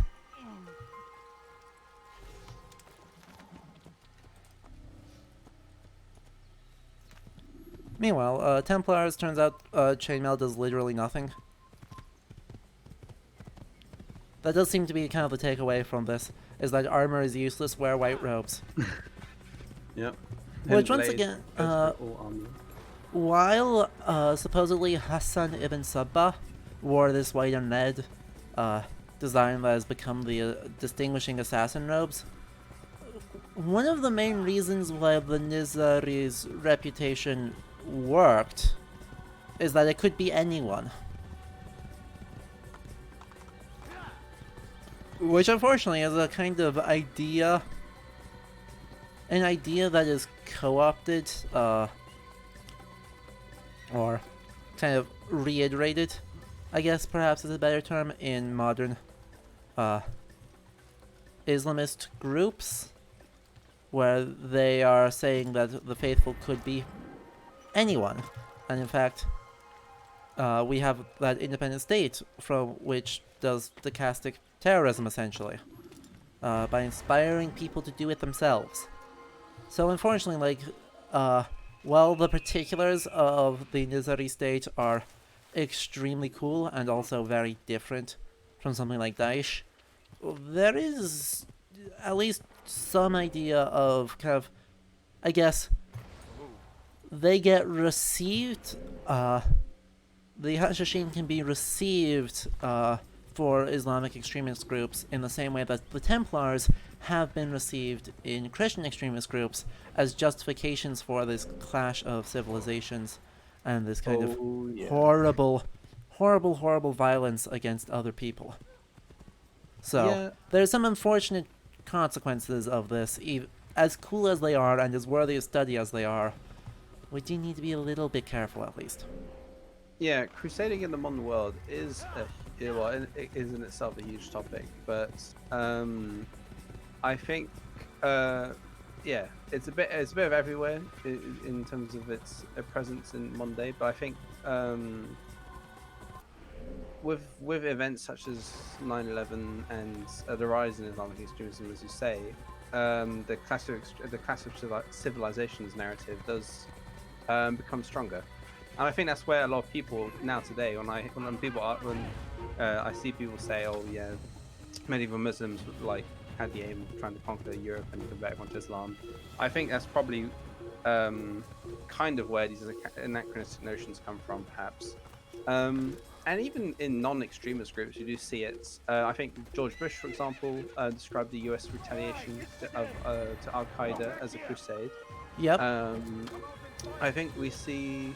And also, and even in the Middle East, I think, or was it Saddam Hussein framed himself as Saladin? Yeah.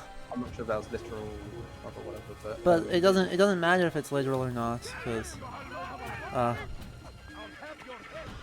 but it's he is absolutely drawing that link, even if he doesn't mean it as like attempting to do kind of the same thing. There's enough of a link there that it is deeply troubling. Yeah.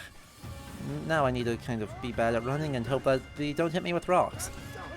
They're absolutely going to hit me with rocks as I'm trying to climb up this. About the way the Crusades are framed in the modern world is often, well, the way it's been used by people kind of implies it is a form of violence that is that is by origin retaliatory. But this is not really true. It's only as true in as far as after the First Crusade, because then after all the subsequent crusades are caused by Muslim retaliations. I don't know all of them, but certainly there's language used for them. Like Bernardo Clairvaux with the Second Crusade is definitely phrasing it in that way, regardless of the. But for the First Crusades, I think it's very much an offensive kind of movement. I think because obviously like the Muslim conquest of Jerusalem happened like, what was it, the 7th century, or I can't remember exactly. Late 7th century, but something like that. And the closest thing there is the Seljuk conquest into Anatolia, but even then I don't think it's just that was what was in the minds of the Pope at the time, and I feel like it was mostly it was mostly for papal power in terms of what the Pope was thinking. But I think we must also probably separate that Crusaders themselves may have seen this as retaliatory, possibly themselves, but there's a lot of room for it to kind of go both ways and for multiple interpretations in the Middle Ages for why people did things, because obviously there are. But I think there's definitely, on the high level kind of, I guess, for lack of a better term, geopolitical angle, there is some sort of issue of enhancing political power in and out of Europe that is as much a factor as anything that the Seljuks were actually doing at the time. Yeah. And certainly, like, the Seljuks weren't universally popular. The Nizari first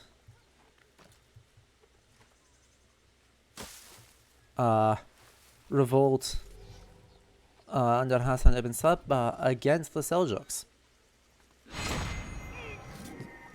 So it's not like this is some there was a monolithic entity, and in fact, the Byzantine emperor gets really mad at the First Crusade, because they went and they kind of... Where did my horse go? I dismounted right here for my horse. Stupid Okay, the horse went over to by where the carpet is. I guess that makes sense. Anyway, the, I guess... where is that thought going? That thought is going somewhere, I just need to find out where it is. The Byzantine Emperor actually, like, likes the Fatimids, dislikes the Seljuks. And then, from there, gets really mad at the First Crusade because the Fatimids have taken Jerusalem from the Seljuks by the time the Crusaders get there, and they slaughter a bunch of Fatimid soldiers for the sake of their conquest. And so it's deeply unlucky for Alexius, who had just carefully negotiated an alliance, but luckily by 1090 they seem to, by 1100, not 1090, the Fatimids are deeply aware that the Crusaders are something other than the Byzantines, which is very complicated as a whole situation. Yeah, I think at first there are some ideas that they were potentially like mercenaries, kind of fired by the Byzantines. That notion kind of fades away. And I think it's a good point to mention that of the Byzantines being worried about Crusader violence against the Muslims. Although it should be mentioned as well that the Crusaders, we're not sure at what point, but they definitely did. By the time they got to the Holy Land, at least, they had a sense of the geopolitical structure in the Middle East. We know this because we see them kind of diplomatically contacting both the Fatimids and the Seljuks, actually, and trying to negotiate. The Fatimids, I think they do successfully do that, and the Seljuks, they try, but they don't really get anywhere. And I think it shows that Crusader violence is not what we typically think it is, and it's, these bloodthirsty Western Europeans kind of who are anxious for like heathen blood or anything. That's it. Absolutely. Yeah, because recent research kind of shows, research shows that the Crusades weren't that particular in terms of warfare for the time. They were fairly standard. Even Muslim sources recognize as much. I think, find his name because I always get it wrong. It's Ibn al-Kalinisi, who's a contemporary source of Crusades, for the First Crusade anyway. Ooh. Not contemporary. He's writing from the I think he's writing just after the Second Crusade or sometime like that, but it's near contemporary compared to like someone like Ibn al-Fir, for example. And he doesn't write about the First Crusade as we might expect. He treats it fairly neutrally, although not entirely. Obviously, sources are biased in their own ways. But he treats it kind of like a normal war. He does mention that it is a holy war, so we know at least they knew that to some extent by the end. But he even the Massacre at Jerusalem, he says it happens, but doesn't really speak of it much aside from talking about the severity of the killing of Jews. But otherwise, he treats it like a standard war, which is kind of surprising for those who with a kind of common conception of what the Crusades might be, especially compared to Ibn al-Fir, who famously has this grudge. Yeah, but I mean, it turns out Saladin's personal friend and biographer maybe possibly has a grudge. Quite possibly, yes. But yeah, so it's a sign that I think Crusader violence is definitely not as bad as we think it to be. And well, that's not to say, of course, it's not bad. But it's It not. was quite bad, But, but yeah, but not. they didn't do but as much violence as they could have. Yeah, or at least not any more than they did at the time, which is already quite bad.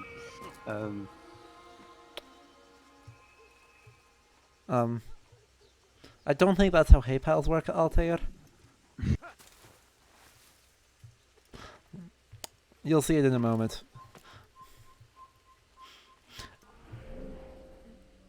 Okay, we have almost filled out our map. We just gotta make the last bit of a run over to Jerusalem. We'll find a horse on the way. Ow.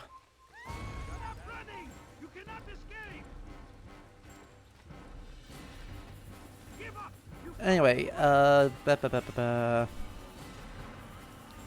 hey, it's another Templar.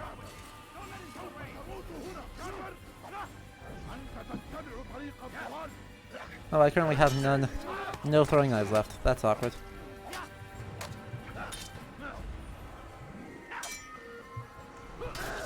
Ow.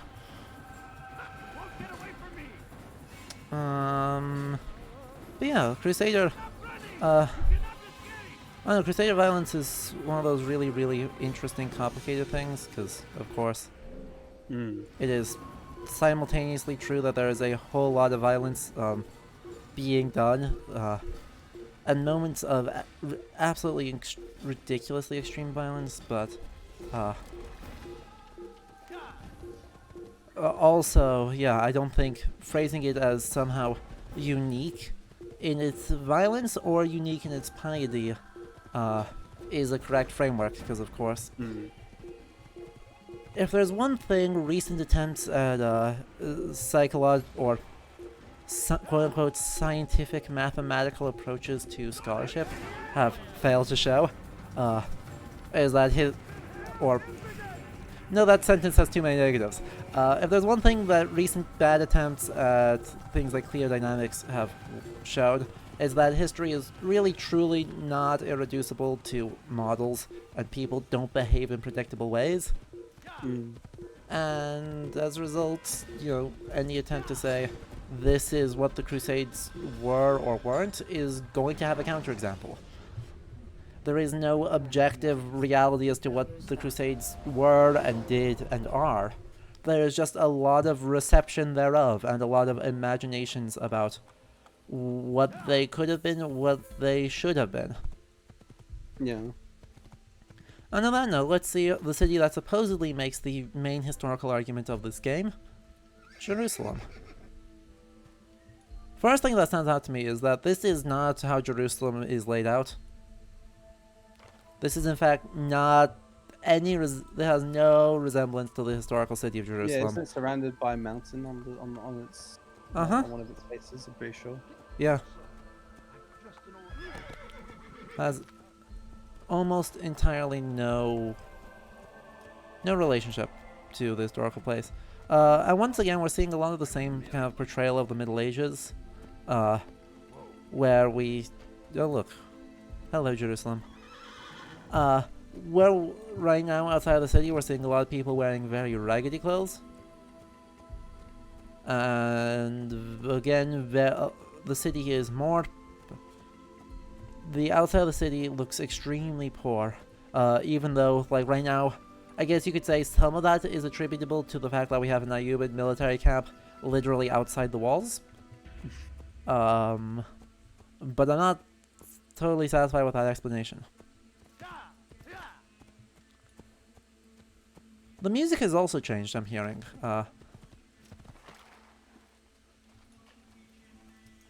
To actually have a call to prayer?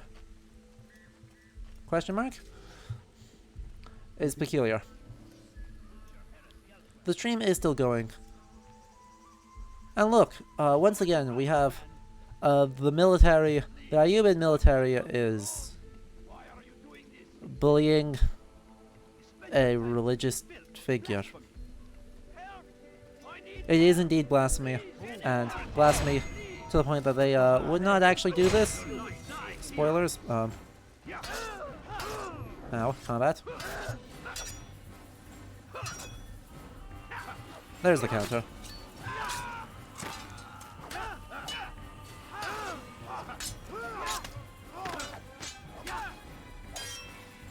Once again, the controversial take of maybe soldiers can go power hungry and do bad things. The last of them? I hope so. Still, best not to take any chances. I'll hurry home. Don't think I'll leave it again anytime soon either. You've done me a Saplica kindness, asks young a very man. good question, Be assured. and that is, would the religious aspect of the Crusades make the violence more excusable at a time than a more nationalistic and territorial war? And actually, I could think of an example where yes, that would be the case. The answer, yeah. 'Cause it varies, I think. But I can't think of an example in the Levant. But in Spain, for example, with the Reconquista, I think Spanish kings are, well, Spanish in quote marks, kings are kind of jumping at the chance. Well, or it depends, 'cause it's, you can't necessarily generalize, but they use the label of holy war to kind of put aside their other affairs and say, look, well, I've got this religious war to deal with. I'm trying to reconquer this peninsula, and that's something I think I've read about a few Spanish kings actually doing that to try and. Alfonso VI of Castile, really quite famously manages to do that. And he actually, I believe he pushes all the way to Cordova as part of that process.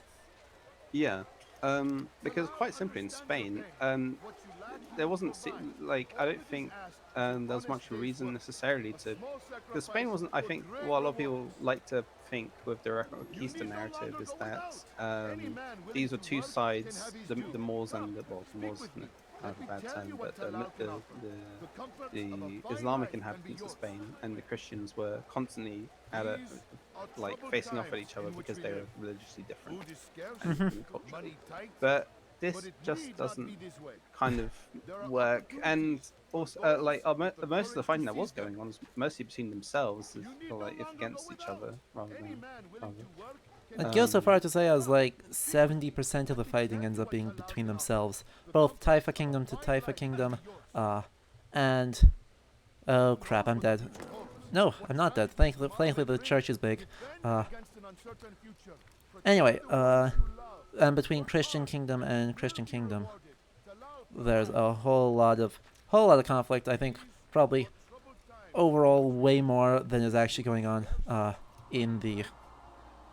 Yeah. Between the Taifa kingdoms in this time period and the Nasrid state based in Granada and the increasingly powerful Christian kingdoms of Castile and Aragon. And in those cases, I think, especially, yes, Holy War was a good kind of. I don't want to use the word excuse because it makes it sound like they saw the religious reasons for conquering those areas skeptically themselves, which wasn't necessarily true. But it was definitely a good kind of excuse to go for conquest. But I can't really think of any Holy Land examples because most of them seem to be I guess the First Crusade, surely, because that's pretty much what Pope Urban's intentions are. He wants to expand his papal power because of the crisis he was facing, and helping the Byzantines / freeing Jerusalem was just a good end. Yeah. Oh no, overall though, I would say there is not a lot of clear-cut cases of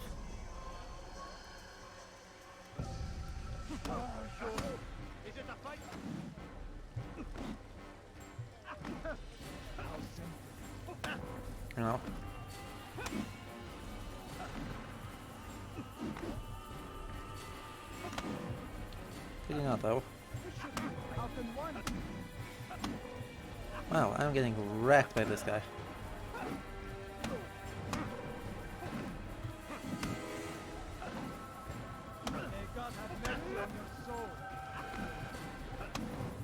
Holy shit, this brawler is absolutely thrashing us.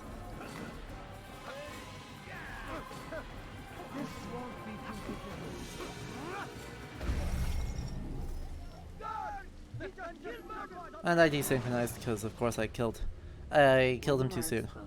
Well, unlucky. So, at this point I need to go kind of get coffee and keep going, so we're going to take a 60-second ad break because we are also halfway through the stream. So, if that's okay with you, I'm going to take a very short ad break. I'll take time to get some water. Exactly, and then we will be back in a moment with the rest of the game, as I will try to be less bad at the whole stabbing people next time. Or punching people in the face. I guess that works too. Yep, so 60 seconds starting now.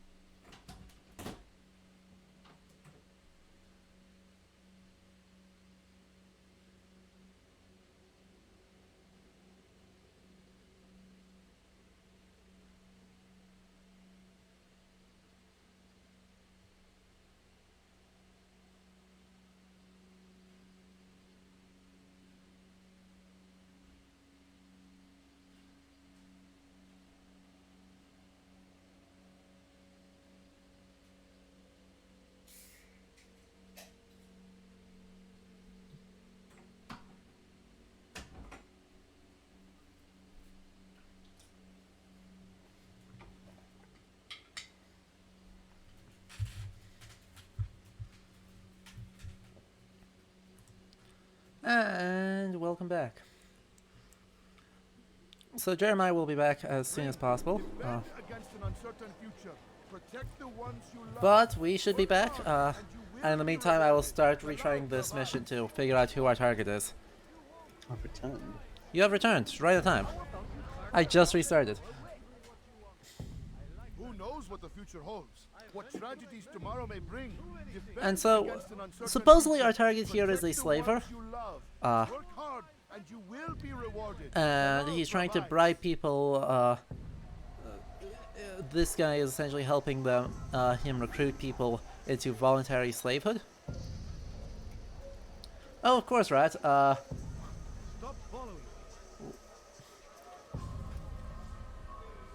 Okay. I'm not following you, see? See? I'm not. And I'll need to be more patient with him so that I don't end up punching one of the bruisers again. Because there's a lot of bruisers around this area. I'm noticing these cities are getting... ends up being mostly just more of the same, but quite a lot more of the same as it happens. What is it that you want? Oh, good.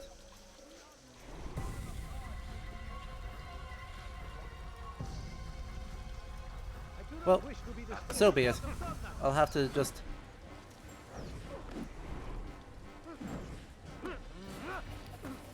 smash him into a wall, and then make sure we're only attacking the right guy. There we go. Nothing to say to you.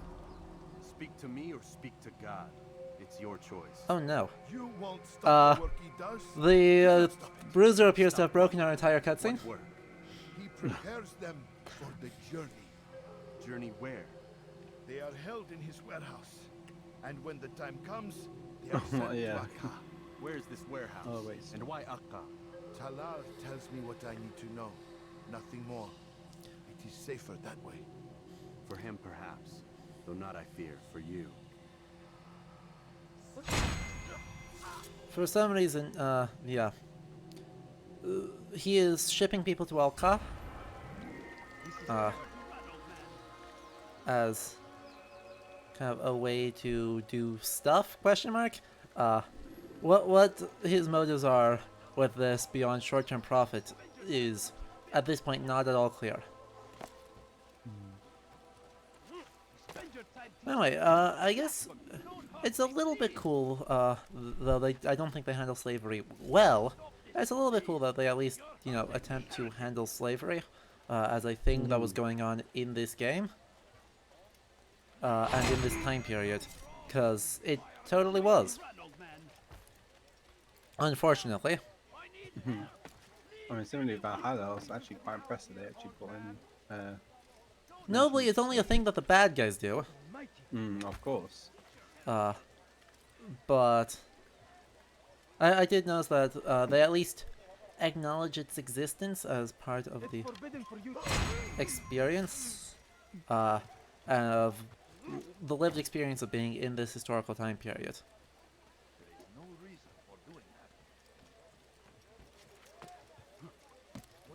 Which is, I don't have a lot kind of creative to say, though it does seem to be primarily the case that these are done kind of, it's done by an Islamic slaver, but if he's going to Al-Ka, isn't that where Richard is in this game right now? Yes. Yeah, it should be.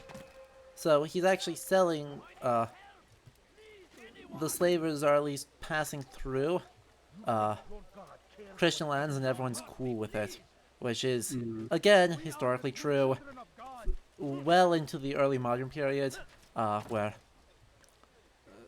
there is a kind of quasi-religious okayness.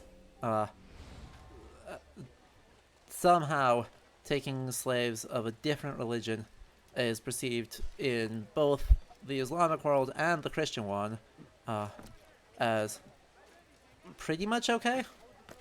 Yeah, I mean, for Christians, as long as it's not Christian slaves, it's okay. Exactly. Though, again, with kind of questions. Well, Richard is okay with slaves. Slavery has been outlawed in England at this point for some time. Oh, hey, that was an important line. Stand in defense of our great civilization. That sums things up quite nicely. I don't know who's the street preacher yelling about it, but you know, that sums it up pretty nicely. I'm not sure to what end the Templars want to move the slaves to I can't actually remember the story very well. Neither can I. I'm sure they'll give us a very vague and not at all helpful explanation soon, after I stab the guy. Yeah, he'll reveal his plan, probably.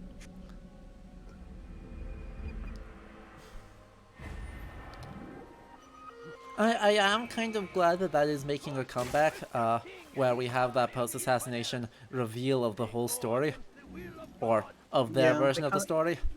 Yeah, it kind of died down a bit in like the most recent games, and I think in Origins and Odyssey, but it's starting to come back a bit. I think in Valhalla.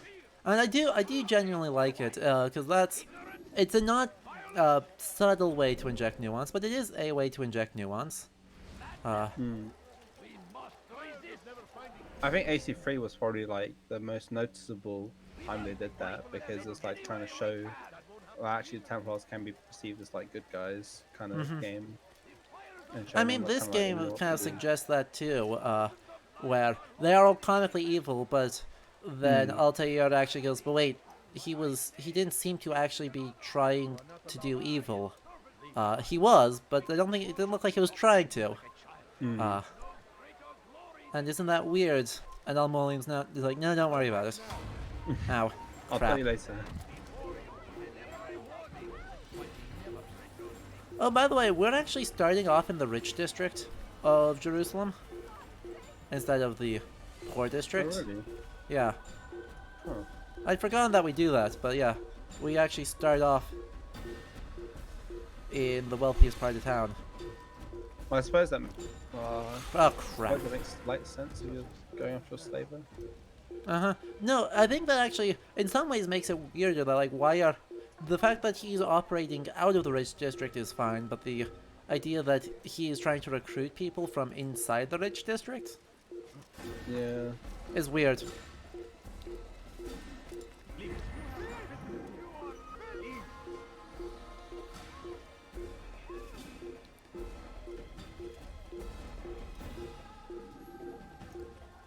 Anyway, I'm just going up for another viewpoint because, for the most part, the viewpoints are kind of the only thing I'm collecting anymore.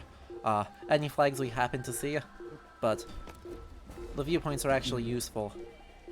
Actually, well, you can see a lot because I think in that video I was talking about, where the devs are talking about this attempt at showing nuance, they do talk about how in Jerusalem they purposely put around mosques, churches, and synagogues in the city. But I'm not sure where they are, so Viewpoint might be useful for that. Well, we're up on top of the world, so let's take a look around and see what we've got. There's our main temple, with the golden dome. Don't really see anything that stands out as like obviously a cathedral. Given how unsubtle they've been about their cathedrals, that surprises me. Yeah, I think it was like a small church, but they added like obviously a crossing up the top to symbolize it. Yeah, maybe. Just gonna kind of slowly pat. Oh, there's one. The cross. The cross is kind of a giveaway. Out in the corner. Not sure about the synagogues though, how that's gonna be. I'm not sure how you truly mark those as distinctively. We may be standing on. I think we should be standing on a mosque right now, with since we got kind of minarets around as our towers to call to prayer. But I don't know. If we run into any obvious ones, we will point them out. I mean, I guess you could argue that the temple is supposed to be being a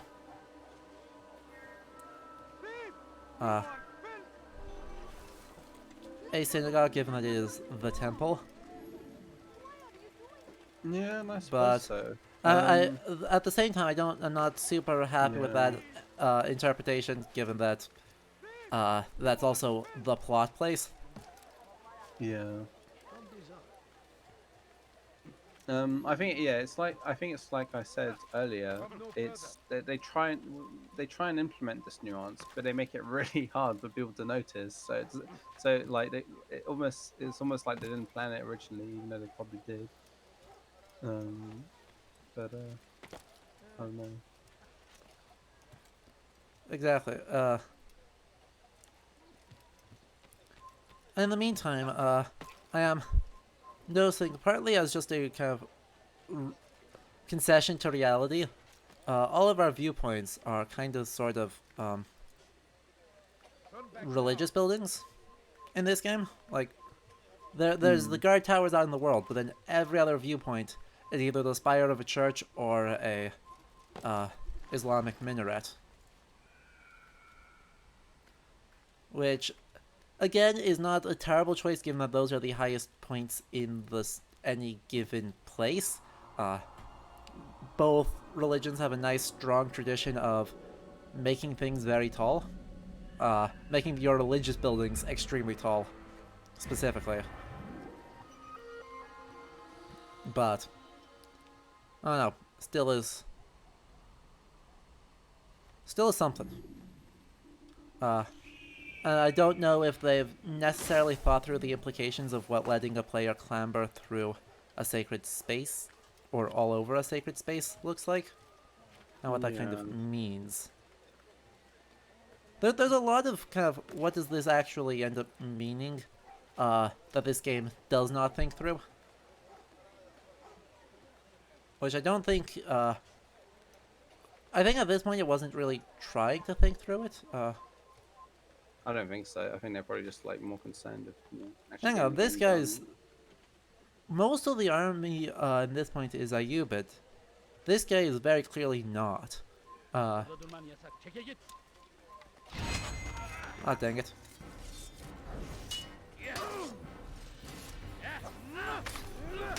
Oh wait, is he? Yeah, but that guy is from your target's personal army, I think. I think they personal guns look like that, from what I remember. Is that what he is? Okay. Yeah, I think so. So I think they're just private armies. Okay. Oh yeah, I guess that would make sense if this area out here is actually the super restricted.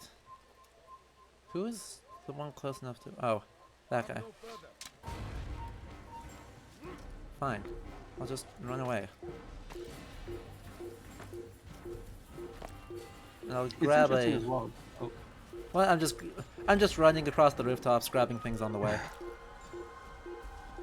I think it's interesting that well, I think this is actually a thing we find in every game, really. That I see that we don't really explore the character's own religious beliefs, which, for better or worse, I'm not quite sure.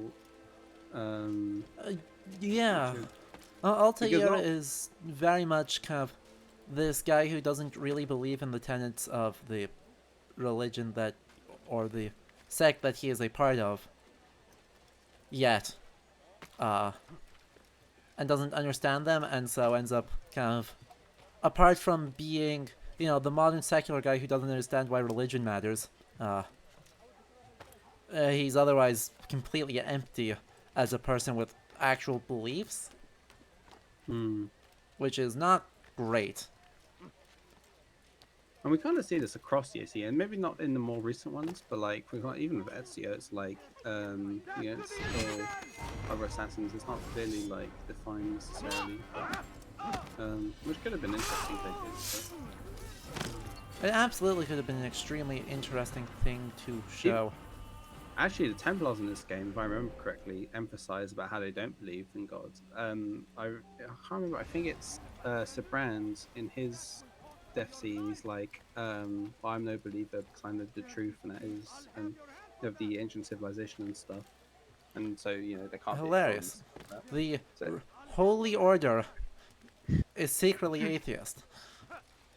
Yeah, and it's kind of I think it relates back to what you said about maybe Ubisoft not considering the consequences of saying, of making the Templars being super woke atheists on who knows, like, and the secret of the world is that, you know, well, the truth of the world is that God doesn't exist. You know, it's actually some secret people with super technology. Men saw my face.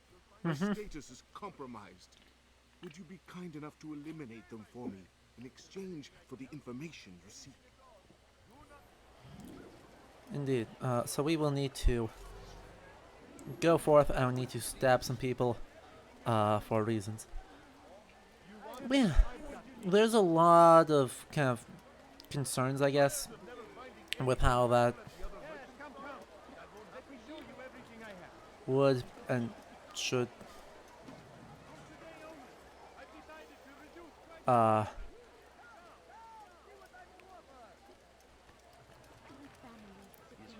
happen with religious, I don't know, the whole religious extremist thing still bothers me, because they are, without a doubt, extremists, and I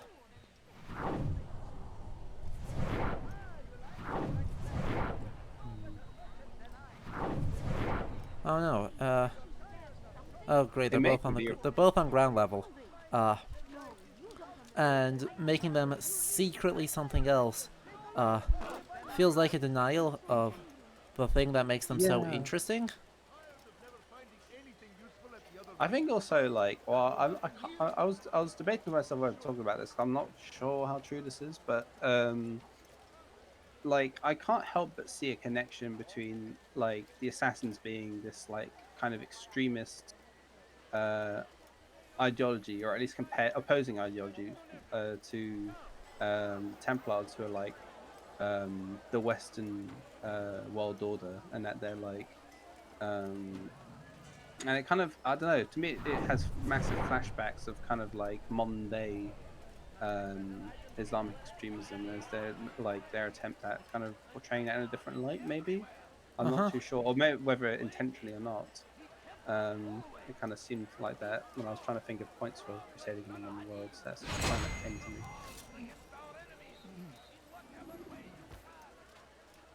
I agree. It's definitely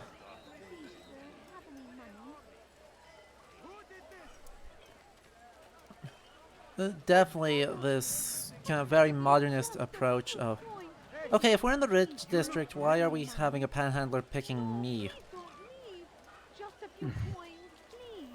You could have picked anyone in the world, and you picked the guy very visibly carrying a sword. Where is this guy, though? I have walked around the whole circle, and I do not see the guy I am supposed to stab.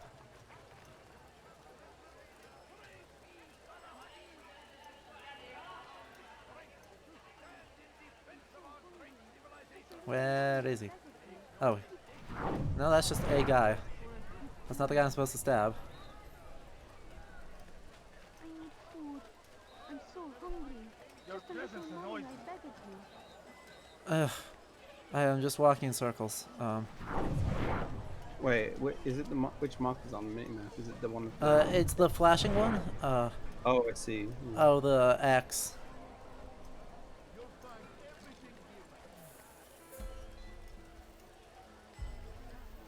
It's like he's inside this thing. Oh, there he is. Just saw him. He's walking around. That explains why I can't find him. I'm so hungry. Just a little money, I beg of you. Okay, but like, All I ask please. is for a few coins. Go away. No, you don't understand. I have nothing. I do understand. We kind of don't believe in like individual property, so.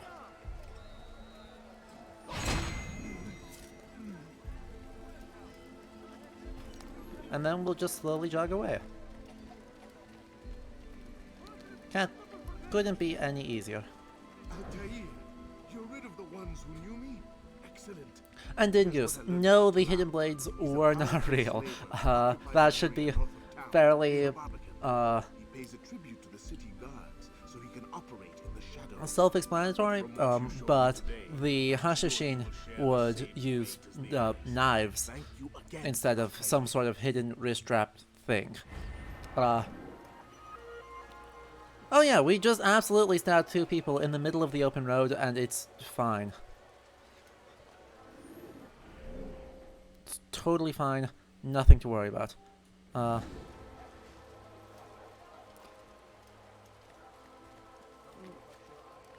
Well, let's get back up on the rooftops, because we kind of need that. Oh, come on, you can't... Ivey, could you not...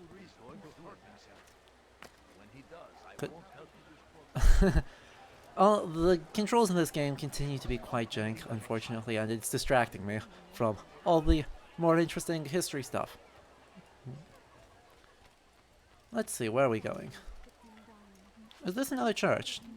It looks like we're going up onto the dome of this church. This is a much more, like, Romanesque style. I like it. I appreciate that we are having a Romanesque church here, instead of a, Gothic one. Oh, I see it now, yeah. Yeah. Because the Romanesque style would be what was being used in Europe at this time. And it even... I don't know. I don't know enough about Byzantine architecture to actually say whether and to what extent there's a... You can see in Eastern... any sort of like Eastern Roman influence on it. I don't think on this particular build necessarily, but you might. I think it's feasible that it could be seen on. Yeah, it would be odd to see it on one, given that at this point, the architectural styles look radically different. But my specialization is, in fact, not in the Levant, as should be at least a little bit obvious.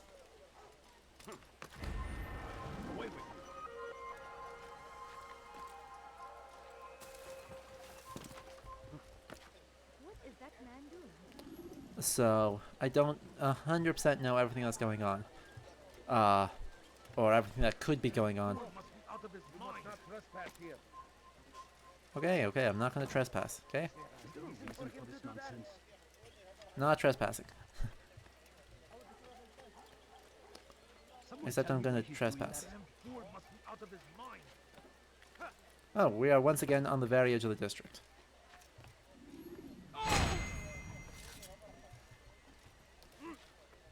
Anyway, so we kind of proposed that, or their own documentary kind of proposed, that the main thing going on here was attempting to show a kind of hybrid state of Jerusalem. We've been mostly running around the tops of the city right now, but have you seen a whole lot of evidence of that so far? Well, not explicitly, which is what annoys me by saying that this is their intention in the first place. We see some churches, I think. Yeah. But like, I'm not sure if we I haven't closely seen much of the people themselves. So I can't tell if some of the NPCs are actually like a mix of Muslim and Christian or just one or the other. And then we'll walk around at like street level for a while to actually, see that instead of running around on the rooftop stabbing people as Because my that normal. would be interesting. Because social interaction between Franks and Muslims is definitely a thing. Not just among, not just in some small cases. It's generally a thing in Crusader states.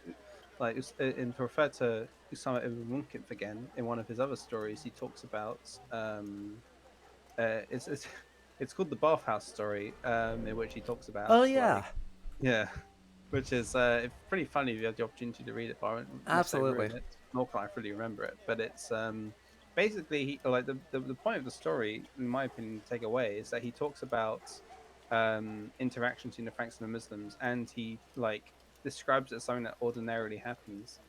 And to me, that's particularly interesting because it shows that to him, like these kind of interactions were like were pretty normal, and that kind of tells us a bit more about the kind of about the kind of the interactions we see between these groups of people. I don't know if I would go so far as to say that he suggests it's normal, but certainly that it's not rare. Yeah, I can't remember the phrasing he actually uses. It's been a while since I've read it, but yeah. But the story, in short, has a Frank and a Muslim go to a bathhouse, and when they undress for it, they see that the Frank sees that he is shaved, and goes like, "That is very weird. You should have the attendant do the same to me." And so they do, and he's like, "This is great. You should do it to my wife too." And against all social mores, for the time, drags his wife into the bathhouse while men are there in violation of several taboos in order to have the bathhouse attendant shave his wife's pubic hair. Absolutely wild story. And amazingly, I have no real reason to think that it's an untrue story either. Like, there are some stories that are like pretty clearly apocryphal, and I mean this one is too, but it's the kind of comical miscommunication and overenthusiasm that I would think is entirely plausible for the time period and that sort of cultural exchange. So yeah, we have to be careful when looking at Usama because obviously his stories are what they are. Their stories are a work of literature, but that's not to say, of course, that they're not that they can't be based on true events. And I like to think they are influenced at least by what he himself was experiencing in Holy Land, or what he was told by people he knew. There's another story which is about, I can't remember if it's about him or someone else, but essentially like he offers someone some guy's talking to a Frank and he offers to take his son to Europe to teach him in like the ways of another culture, and essentially he's just like at the end, I think he denied. He says no because like because the son's grandmother would be like annoyed if she'd miss him or whatever. But as kind of an excuse to say no, he didn't want him to. But it kind of shows at least the kind of, I don't know, the like the willingness of maybe, or the open-mindedness of maybe Muslims wanting to go abroad, or at least that they had the option to potentially. Very much. And I think another thing it shows is that they weren't really seeing each other as particularly different, and I think is one of the arguments I would say in favor of kind of the integration over the exclusion, is that there's not a perception that these people are in some way dramatically, significantly different. They're culturally different, and that cultural difference is causing a lot of confusion and concern, but like they're not being perceived as being socially untouchable or so different as to really never be interacting. Well, which is cool, and I certainly read that as kind of an argument in favor of integration, far more so than oh crap, I've got myself into trouble. I think also defense. I can just stab people.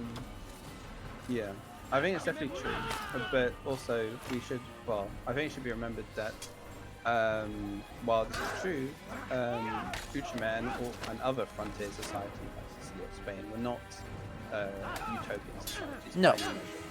We do have segregation. And I think even though the Franks didn't necessarily regard the Muslims or whatever, the Jews or the Armenians as particularly different or separate, we still see, I think, in some cases, I think when you look at like law codes, for example, it's made kind of clear that there is a hierarchical difference, and that while like the Franks will willingly cooperate and coexist with other cultures and religions, it's, to them at least, it's still clear that they're at the top. Yeah, I totally agree with that too, and I don't mean at all to imply there's a utopia. Yeah, because of course for every story of this happening, there's also a story of someone ending up leading a revolt because they're being horribly oppressed. Oh yeah. But yeah, it's an important disclaimer, because I think it's still something. It's an idea that still lingers in pop culture in kind of stark opposition to the older notions of division, and it's still present in some academic circles. So yeah, those two absolutely exist alongside each other and very much at the same time in some really problematic ways, because of course at different times the Templars have been different things, and at times Islam en masse has been different things, and at times at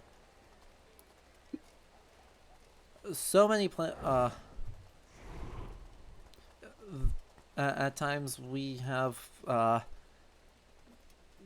all these different groups serving different purposes, and so interpretations and imaginations of what it was like have changed. So to modern kind of globalized, more or less liberal society, then there's this big old desire for these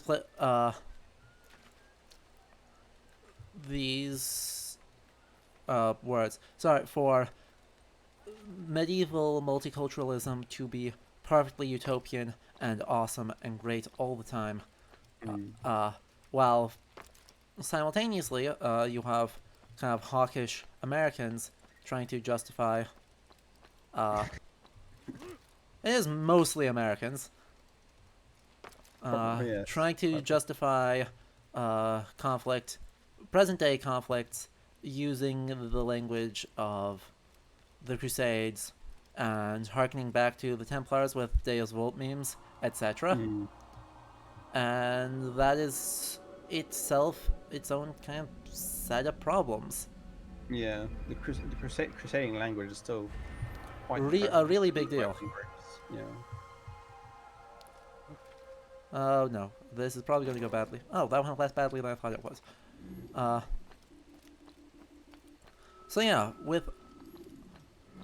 at this point I think while I'm doing just some missions to scout out our next target, to talk about the kind of long history of the Templars.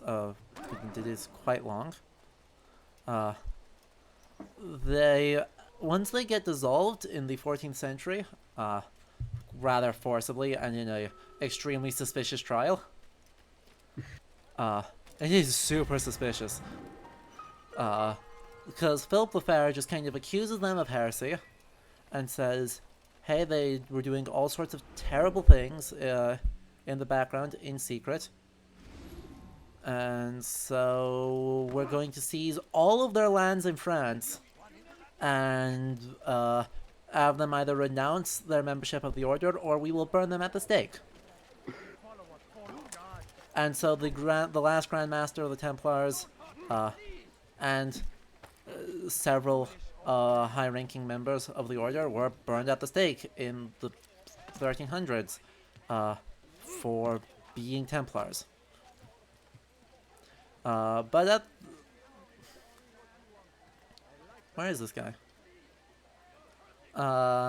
They kind of fall off the map and are not really part of popular imagination for a while after that.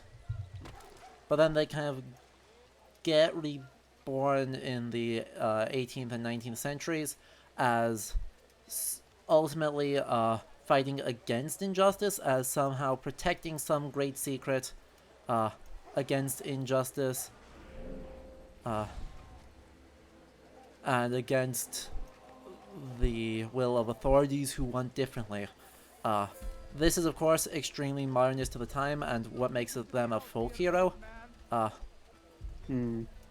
They perceive of or they get perceived of as a folk hero kind of trope, and so they fit the style of fighting injustice and being countercultural in some way, despite being a fairly well-respected force of Latin Christendom and Orthodox, an acceptably Orthodox form of Christianity in the 12th and part of the 13th century. And then from there, partly with associations with the Freemasons, they morph yet again into somehow being protectors of arcane occult knowledge, which is what this game pulls off of.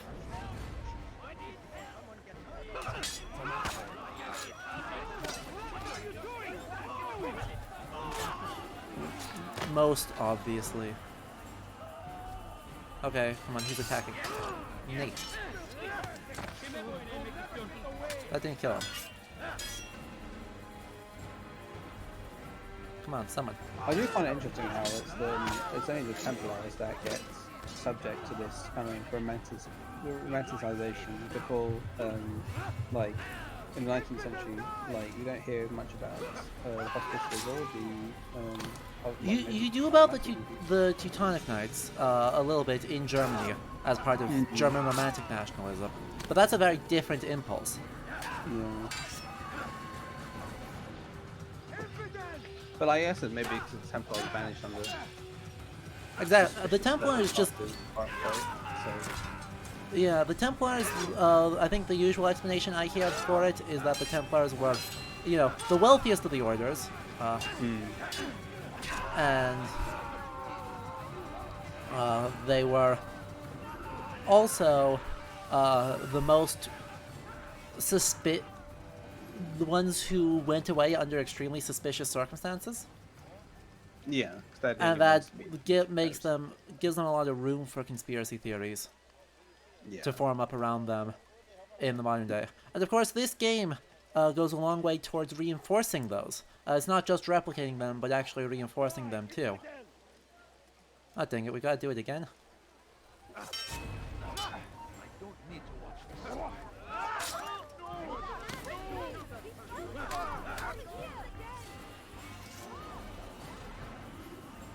Sorry, I've got to kill you for the sake of the mission.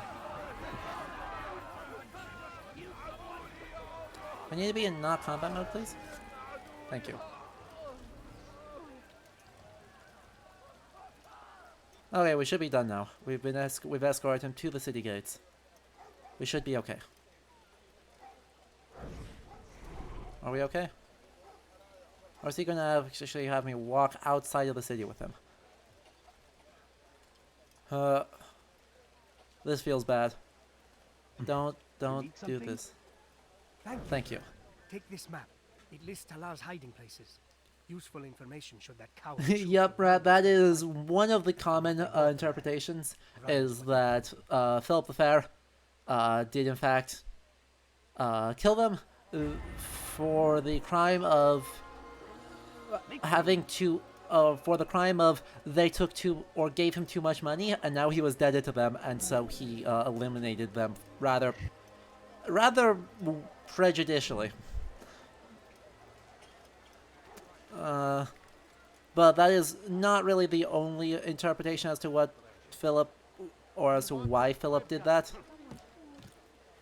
I don't want to go too far into saying, oh yes, he was truly doing it for purely economic reasons, because he wasn't. I don't think that is a fair reason, and regardless, it doesn't explain any of the circumstances that lead to him being allowed to do that. Because it's not like 100 years previously, so in the time of this game, like, you would absolutely not be allowed to just accuse the Templars of heresy and then go execute them all.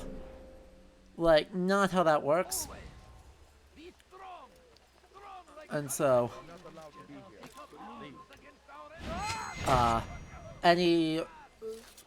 just saying, oh, he owed debt to them, does not explain why and how the Templars were allowed to be eliminated in the 1400s so much more easily after being an hegemonic cultural force in religious experience and religious activity, I guess, in the 12th century. Because I don't think I'm exaggerating that much to call them hegemonic or near hegemonic. Just based on how many clergymen were eager to kind of, you know,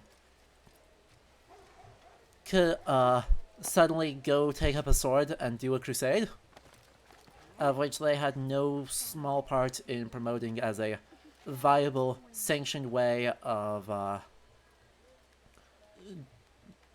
doing Christianity. I think that's the way I want to phrase that. Of doing Christianity.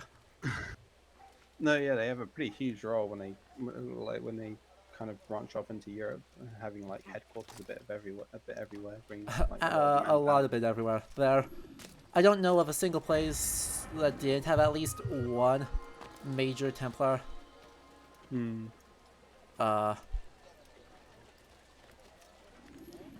castle gifted, either like just as part of the gig or gifted to them for their trouble. Even in the Holy Land, they owned like a lot of castles. They I can't own... remember the exact figures, but I think they owned more castles than like the King of Jerusalem did. Quite possibly, yes, because as we mentioned at the beginning, after the First Crusade, because of shortage of manpower, they kind of have to rely on the military orders and the manpower and money they bring to build and manage castles. And castles are also incredibly important because they served as kind of administrative hubs, and to kind of manage regions as well as garrisoning them. I mean, people were building castles in the Holy Land. It's not like that's a uniquely Christian thing, though. It's obviously a translated term, but some kind of castle-like fortification is very much popular in the 7th, 8th, 9th, 10th centuries. In fact, Masyaf was built in the 9th century. Yeah, I'd heard something like, I think like the Christians took back a method of the castle building from the Levant. I'm not quite sure what exactly what it was, but I've not heard about that. I'll have to look it up. That would be extremely cool. Oh crap, I just botched the free run. Once again. This is a lot like the tattoo chase things in Valhalla, but you know, jankier. Because the controls for free running are quite jank. Did I not grab this one? Oh no, I did. Okay. Luckily, they're extremely generous with the time. For now. Don't know if they'll stay generous with the time, but they are at the moment.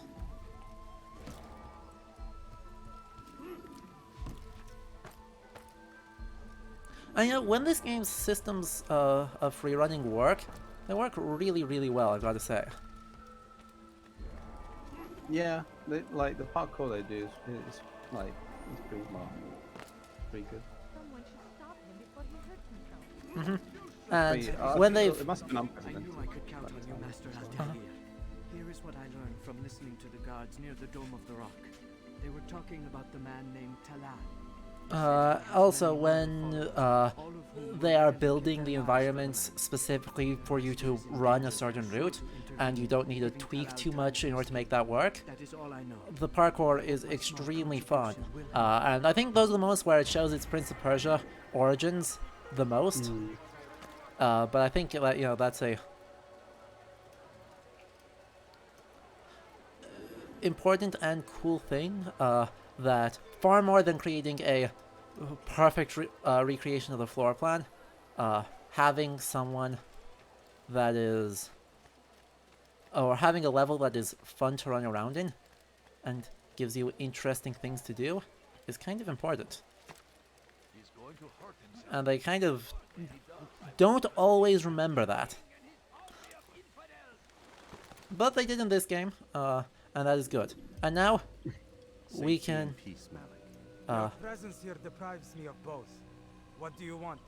Al-Muallim has asked. Ask that you perform some menial task in an effort to redeem yourself. So be out with it. Very well. Here's what I know. He traffics in human lives, kidnapping Jerusalem. Our bureau manager here is the guy that we nearly got killed earlier. As we speak, he prepares a caravan for travel. I'll strike while he's inspecting his stock. If I can avoid his men, Talal himself should prove little challenge. Little challenge? Listen to you. Such arrogance. Are we finished? Are you satisfied with what I've learned? No. But it will have to do. And he kind of hates my guts for a good reason. Cause, yeah. We were an absolute jackass to him, and Altair is still kind of a jackass. Do whatever it is you do before a mission. Only make sure you do it quietly. And now we shall go stab a slaver.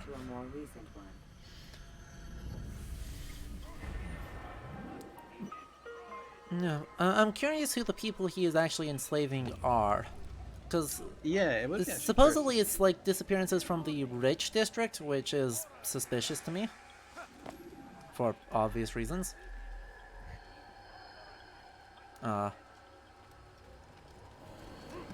because it would have been cool if they, for example, if slaves are like people from Turkic peoples, because like for example, even though it's a later example, that was actually done with the Mamluks, I believe. Yeah. So. I mean, Turkic peoples were unfortunately well available and perceived of as being sufficiently other to be enslaved in both Christian and Islamic society in the Middle Ages. It was kind of rough, except for, you know, then the Ottomans show up at the end of the Middle Ages, and suddenly it's not cool to do that anymore. And I mean, the Seljuks also are like, maybe don't enslave Turkic peoples, but...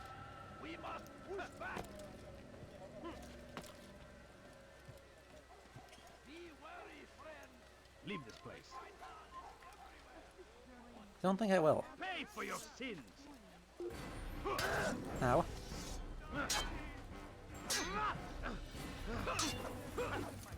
And we'll just stab him that way and call it a day. Okay. Problem solved. Where are we going? We're going into the suspiciously walled off area. And falling to our deaths in the process. These jumps always look like they're makeable, and then the streets are very slightly too wide. Very much not designed for parkouring. I can't imagine why that is. What is that man thinking? But we are here. We are in the suspiciously walled off district. There's also a... No, that's somewhere else. Okay, here's our warehouse.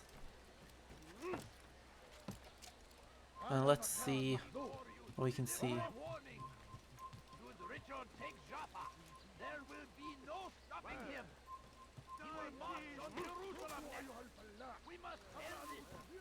They're talking a lot about Jaffa right now. In the Street Preachers. I don't remember that being a super important site. Obviously not unimportant, but at this moment, I don't remember that being like the big site. Well, probably because that's where Richard was marching to, maybe. Because he was, I think, from what I remember, the campaign plan was essentially to move from Acre to Jaffa, and then from Jaffa go to Jerusalem. Just trying to look on the map from myself. Okay. Yeah, that was it. Sure, that makes sense and gels with kind of my vague memories, but the quote-unquote plot of the Third Crusade is not my strong suit. I kind of lose interest after Philip Augustus leaves, because, you know, at that point, all the interesting people have left or died. Like Frederick Barbarossa, you know. Oh, his death was unfortunate. Unluckiest death of the 12th century.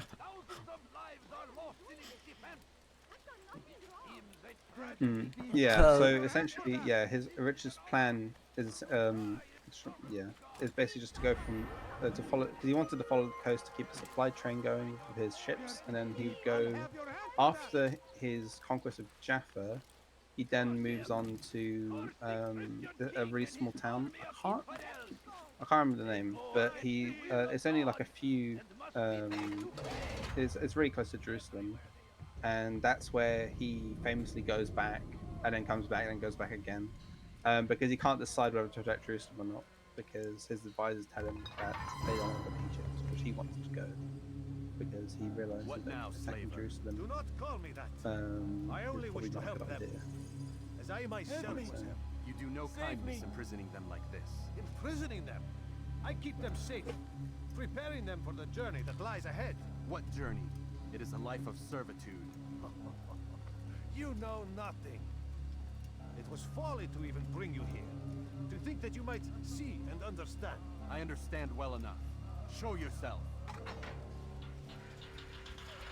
Okay, so he apparently thinks he could have persuaded us that he's actually doing them a kindness.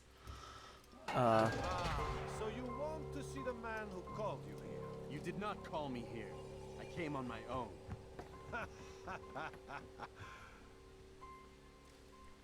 Did you? Who unbarred the door? Cleared the path? Did you once raise your blade against a single man of mine, huh? Yes, I did, actually. No. I stabbed like 4 of them. For you. I stabbed like 4 of them. What are you talking Step into about? the light, then, and I will grant you one final favor.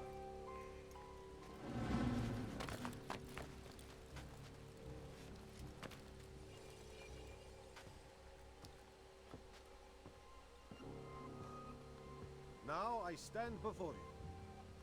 What is it you desire? Come down here. Let us settle this with honor. Why must it always come to violence? Because you're kidnapping people and then selling them to Akbar You leave me no choice. for You must die. hitherto unknown reasons.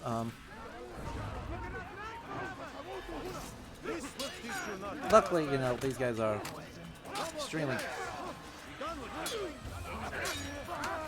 extremely bad, so I can just kind of keep stabbing them. And then it'll be actually a pretty short fight. Though I am noticing he's very much interested in punching them more than he is actually getting the straight counter. These guys apparently have too much health, so I'm actually going to switch to the Hidden Blade. So I can get those one-hit counter kills. Ow.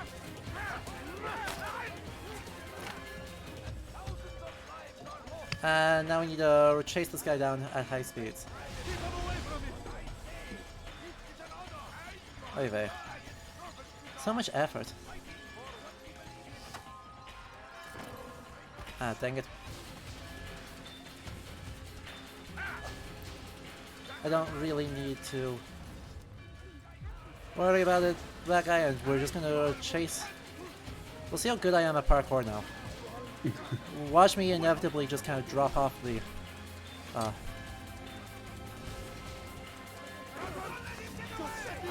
No, stop it. As I said, watch me inevitably just like drop off and run into... Wait, he's right there.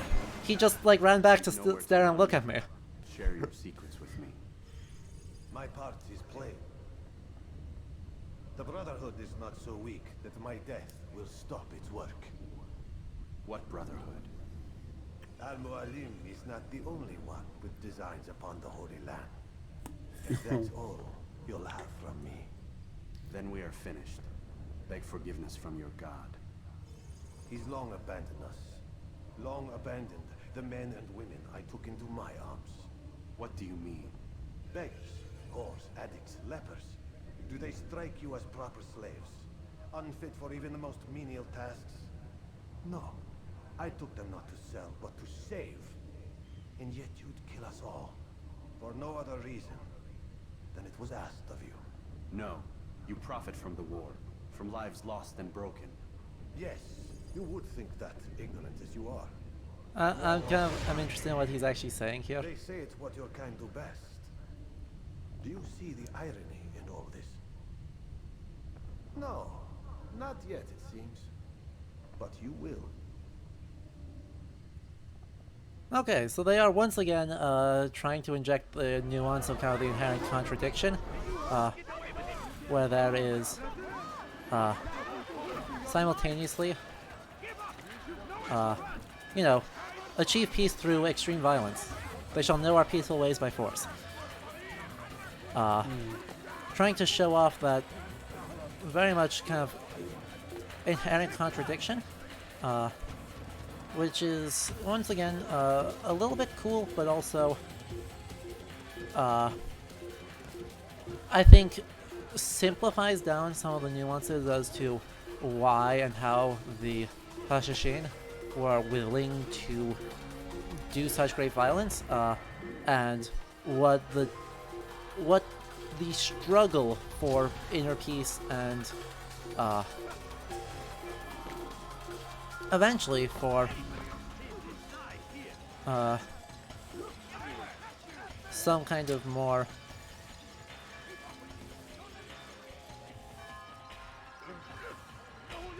I don't know, the struggle for some kind of more lasting peace, what that actually means and does is kind of, I need to run a different direction. Bye. Jerusalem is not a well-built city for running away like this, especially not when there are so many people being annoying and getting in the way.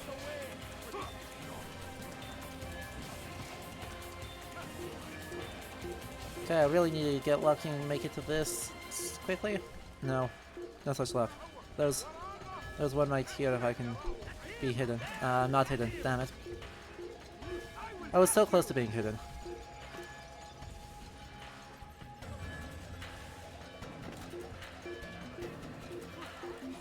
Got it. Ta-da. Just. Barely. Whoops. That's a lot of people around. So that was fun. Didn't say a whole lot coherent in the whole running away thing.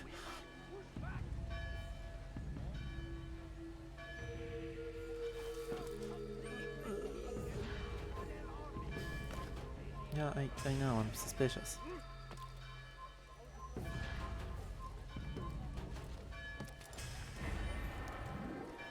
So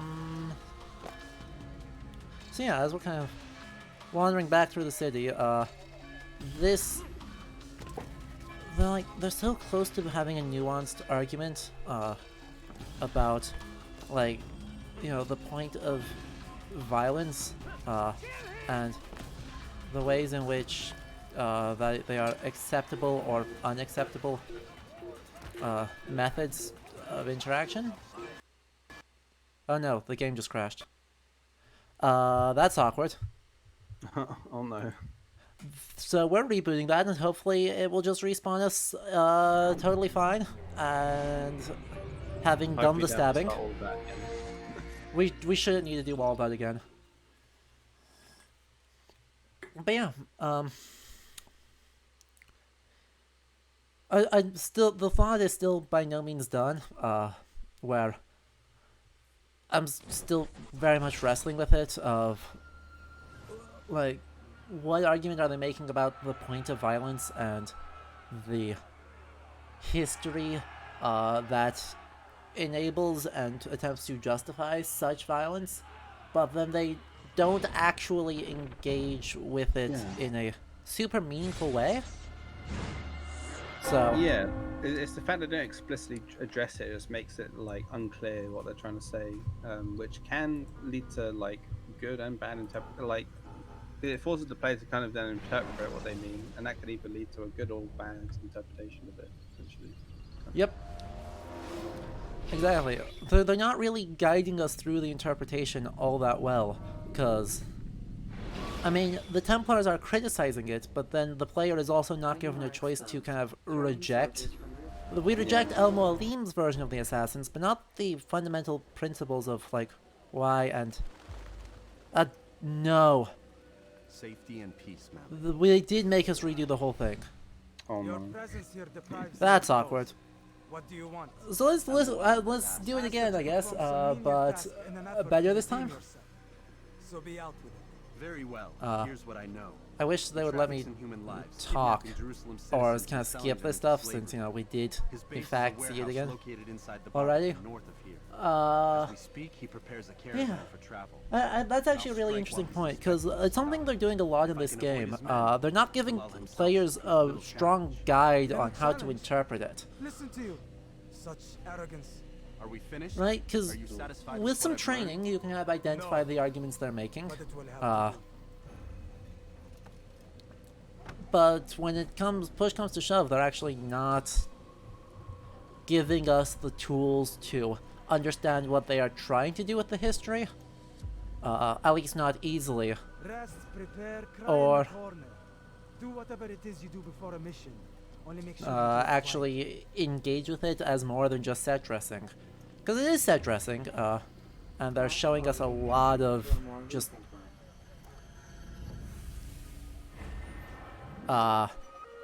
aesthetics that are vaguely kind of diversified. Yeah. And making some arguments in, like, the lighting choices. You pointed out with Acre where it's very washed out. And through a bunch of other actions in the design and the color and the level of decoration and the liveries, they're making a whole bunch of very small arguments, but a lot of it is supposed to be just set dressing for you to run around in. And they're not giving you any tools to interpret it on any deeper level. And you can't really hear it because it's kind of downplayed by the kind of Clash of Civilization narrative which they're playing simultaneously, and which is much more apparent with the fact that I think the fact that it's set during the Third Crusade already, like, and that they use like figures like Richard and Saladin as opposing like forces already shows is really heavily contributing to this Clash narrative. Exactly. And it's so loud that like you can't really like hear anything else really. So it kind of confuses me what their actual objective is, because they're trying to like, it feels like they're trying to display different things at once, and it's just like you can't really. It's just all muddled and doesn't really work very well. Yeah, I totally agree with it. Because, as just a thought experiment, if this was set 50 years later, how does this look different? Because, like, if it's set in the Mongol conquests, which the assassins were still around for, and still engaged with, and still played a role in,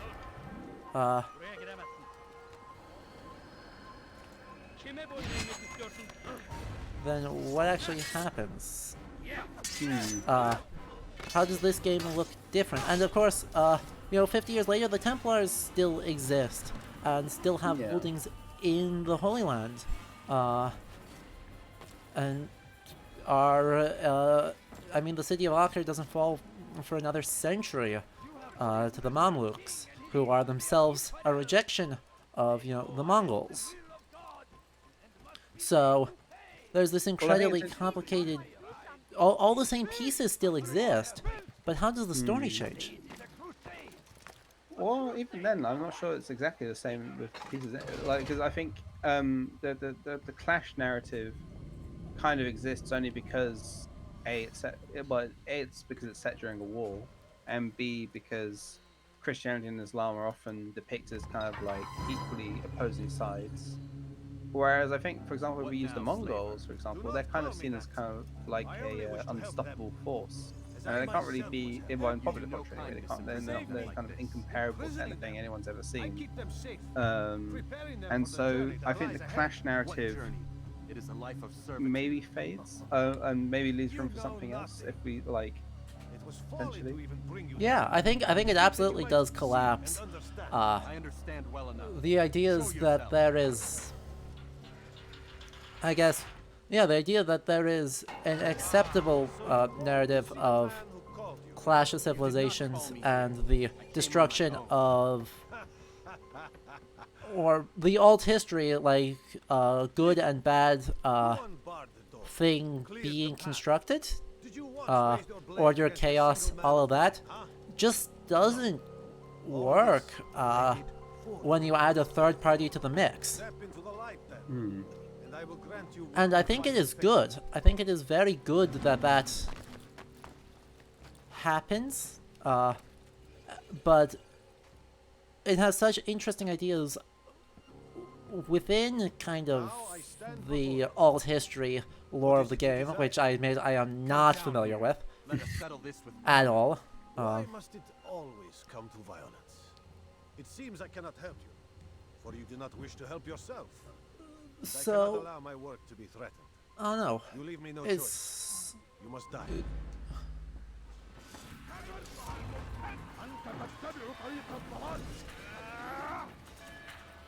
Oh, that is not a good beginning. Oh right, these guys are being annoying, so I need to actually one-hit kill. One-hit kills, please. Come on, get up.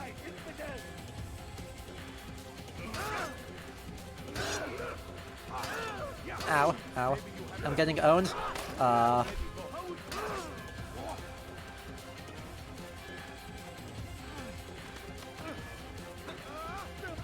Wow, I'm getting absolutely thrashed.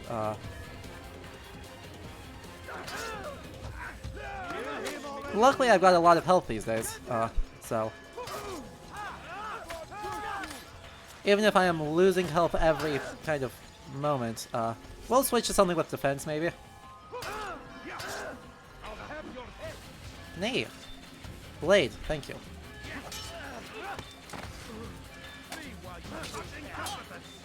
What's wrong with you?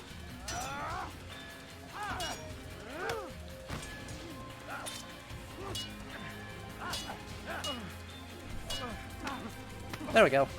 Finally made it. Let's go.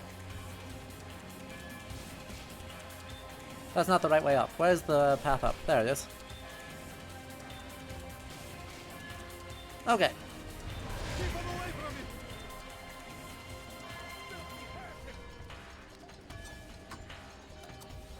Nay. I just wasted a bunch of my best weapons. Because I forgot to lock on first. But anyway, we'll talk about the Mongols once I stop running away. I whiffed again.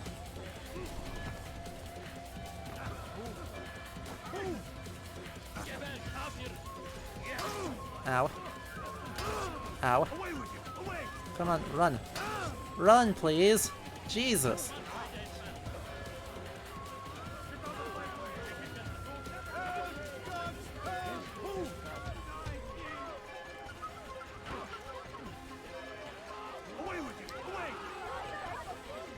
Come on, we're gaining on him. Got him. You've nowhere to Okay. So. Thank you, Tubasus, for the follow. I am glad you enjoyed whatever that was. What brotherhood? So, if Mongols, if we add a third party to the mix, what does that do to the war? Beg forgiveness from your god. Firstly, I think it makes the lore not Eurocentric, which is pretty cool. Or gives the lore potential to be not Eurocentric, which would be cool.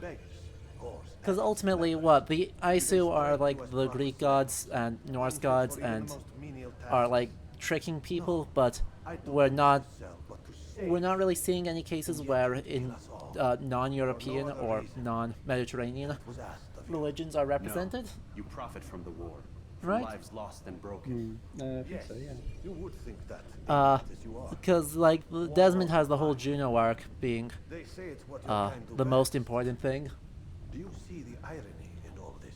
So if from the beginning where it's framed in a different light, and this conflict is happening in the backdrop of a very different kind of conflict, even if they're trying to make it mostly kind of Clash of Civilization-y. Dang it, not good enough. Once again, my inability to parkour good got me in trouble, wherein I nearly ran off a cliff instead of actually managing to hide in the bush like I wanted to.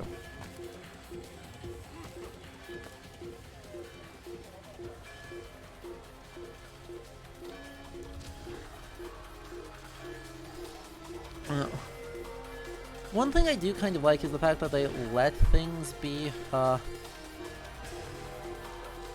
they give it room to actually be... Can I blend it with you? Yeah, I can blend with the random scholars.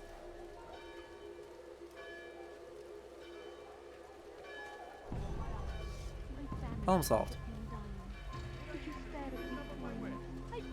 I did it. I am really suspicious. Let's try and be not suspicious for a moment. Stab number 2, now with 100% less... 100% less game crashing, hopefully. You wouldn't want to start that again for a third time. I know. Well, it is a fun mission. I'm not particularly interested in doing it yet again.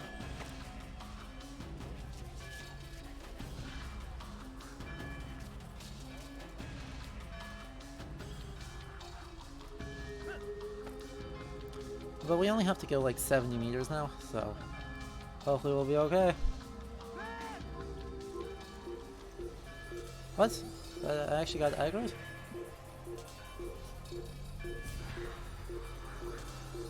How? Oh good, I've actually still got a knife. Can I lock onto you?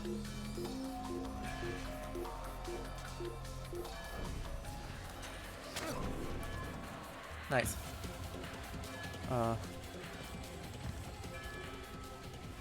Throwing knives are good, as it turns out. I think that is my takeaway here. Because that just solved my problem entirely. And we should actually be back at the Assassin's Bureau momentarily.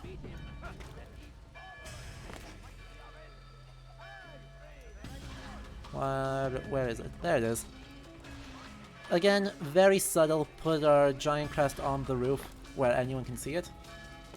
That's okay. We did it. Altair, wonderful to see you return to us. And how fared the mission? The deed is done. Talal is dead. Oh, I know. In fact, the entire city knows! Have you forgotten the meaning of subtlety? A skilled assassin ensures his work is noticed by the many. No!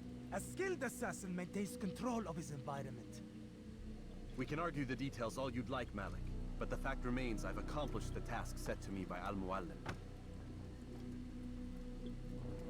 Go then. We did it. Return to the old man. Let us see with whom he sides. You and I are on the same side, Malik. We did it. And we have now finished the 2 missions that were assigned to us, which is pretty cool. We're going to have to deal with a lot of plot now, I think. Unfortunately. It's deeply unfortunate that we'll have to deal with so much plot. Because we should be right on time for one more... What's the problem Yep. now? One more modern day I'm bit. getting weird temperature readings. I think the Animus is overheating. Christ, it's always something. How long? Too soon to tell. These delays are unacceptable, Miss Stillman. I want progress reports every hour. It's gonna be a while, Desmond. Why don't you go lie down or something? Get But some we've just been lying down. We've been lying down all day. Why are you having us just lie down more?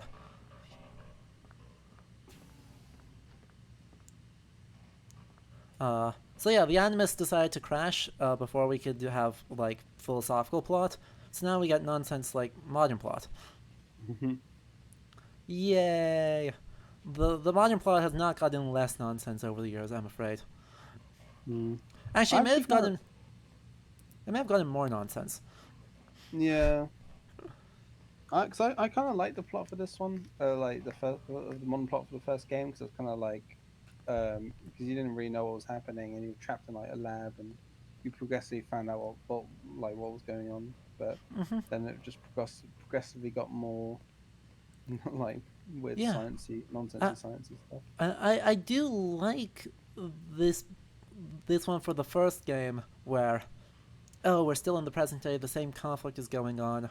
I don't like how deterministic it is. It's very, a very historically yikes thing to say. You know, the same people that have been having this clash of civilizations 1,000 years ago are still having this clash of civilizations. But I mean, that's right, yeah, it's exactly why people still think the past as being a clash of civilizations between Christianity. Exactly. Unfortunately, like, this game reinforces it. Someone's been in here. It's not like it's passively. Looks like some kind of access code. It's not like it's passively reconstructing anything, and it's not passive in its portrayal of what's going on. It actively, by showing it, reinforces it. And that's, of course, one of the reasons why I like looking with games as a medium to talk about the Middle Ages and about history in general, is that they are absolutely making choices, and those choices make historical arguments, and those choices tell us something about how we imagine the past. You're in a good mood this morning. Miss Stillman has made some modifications to the Animus. You should be able to remain inside even longer now. And help you with your treasure hunt. This is serious business, Mr. Miles. Yeah. I don't think you fully appreciate the work that Abstergo does. Maybe because I don't actually know what you people do. We change the world. We change the world. In 100 different ways. Did you know that nearly every like single making video breakthrough games. of the past millennia, be it medical, mechanical, no. or philosophical, Oh, no. has come from Abstergo or Oh, its no. predecessors? That's a bold claim, Doc. Think you might be exaggerating a bit? Not in the slightest. Oh, we certainly don't take the credit. That would arouse far too much suspicion. That is such a terrifying We choose our historical beneficiaries argument. with great care. Why? Isn't it obvious? It means we're in control. But how? What makes you guys so special, so smart? That you happen to invent all these things while us mere mortals stumble around like idiots? To be fair, we don't invent them. We find them. Find them? They're gifts, Mr. Miles. This is... From those who came before. This is a genuinely terrifying historical We'll have to argument. continue this discussion later. Time's wasting. Because he just said everything good, hint, good in this context absolutely means Western, of quote-unquote progress, has been the work of, well, the Templars, a Christian religious militant group. Hi. That's scary. I am not a fan. Bit on the yuck side. It's extremely on the yuck side. Even if the game, you know, portrays these guys are the bad guys, and so we should take the things they claim with a hefty dose of salt. The fact that that is something they are willing to entertain is very much, you know... Stop playing games, Mr. Miles, and lie down. Shush. I am talking. You will stop being a white supremacist piece of trash, and we'll just steal your pen, and I will talk. Okay?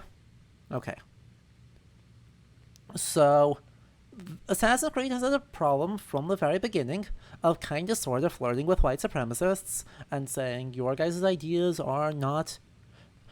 you guys have the bad guys' ideas, but also your ideas are a valid stance to be taking, even if they are wrong. And in fact, it's gotten worse recently with the ideas that if the two ever... or if Assassins ever beat Templars, it will be just as bad as if Templars ever beat Assassins. In Odyssey, they kind of sort of made that argument. Lie down, damn it! And that should be alarming, because saying that that is not a right interpretation of the past, but a version of the past that you can actually take, and is not blatantly, obviously evil and discreditable, and in fact is not entirely wrong because of the whole Apples of Eden thing causing all sorts of problems. That should be alarming, and that is the most historically concerning stance this game has taken to thus far. Does that make sense? You've done well. 3 of the 9 lay dead, and for this you have my thanks. But do not think to rest upon your laurels. Your work has just begun. I am yours to command, Master. King Richard, emboldened by his victory at Acre, prepares to move south towards Jerusalem. Saladin is surely aware of this, and so he gathers his men before the broken citadel of Arsuf. Would oh, you good. Have me kill them both then? End their war before it begins in earnest? No. To do so would scatter their forces and subject the realm to the bloodlust of 10,000 aimless warriors. So, be many days the Hashashin were allied with Salah al-Din at this point in time? You must concern yourself with a more immediate threat. The men who pretend to govern in their absence. Give me names and I'll give you blood. So I will. Abun Nukud, the wealthiest man in Damas. Majduddin, regent of Jerusalem. William of Montferrat, liege lord of Acre. Okay, we're actually going to go to take out William de Montferrat in this cycle. The slaughter of innocents. Walk amongst the people of their cities. You'll learn the secrets of their sins. Do not doubt that these men are obstacles to the peace we seek. Then they will die. Another of your items is restored. Take it. See that it is put to good use. Thanks, Al-Mualim. Return to me as each man falls, that we might better understand their intentions. So William de Montferrat... Take care. Your recent work has likely attracted the attention of the city guard. They'll be more suspicious than they've been in the past. Woo. but they're letting us know that as we get into new districts, it's going to get harder. But anyway, William de Montferrat is a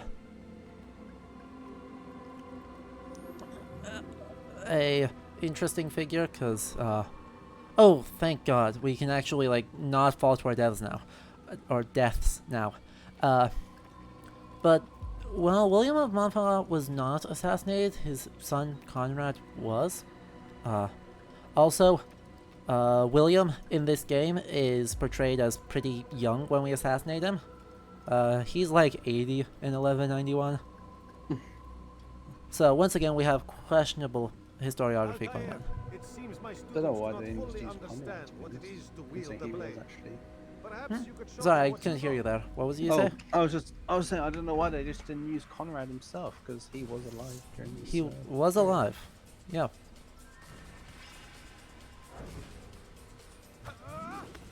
Oh, good. We can actually break the grab now. And some historians even suggested that it was Richard who had Conrad assassinated, although we cannot be sure, because the story was, well, essentially the whole thing was who was going to be king of Jerusalem, and we had there are two possible candidates, either Guy de Lusignan, who was backed by Richard because he was a noble of the Angevin empire, so he was a vassal to Richard in a way. And Conrad de Lusignan, I think he was Conrad de Lusignan, sorry, Conrad de Montferrat was a I can't remember what his relation is to Philip. Yeah, I think a cousin maybe or something. I can't remember exactly. And it's just a war of like trying to between the French and English to decide who should be the next king of Jerusalem. Yeah, I don't know if we'll ever actually know, but I do like that argument, because yeah, there's a lot of suspicious things around his death, because he truly is just almost out of nowhere assassinated by the Hashashin. They show up at one of his feasts in his castle, and then they stab him. And what on earth is going on there is anyone's guess, because apart from saying he was ignobly killed, they don't really make... none of the chroniclers actually make an argument as to who killed him or why. So there's a lot of question marks. Oh good, but we are going into the rich district of Acre, because the game gave me the ability to just warp. So I saved a lot of time. Oh, maybe you want to get to see a closer look at the cathedral.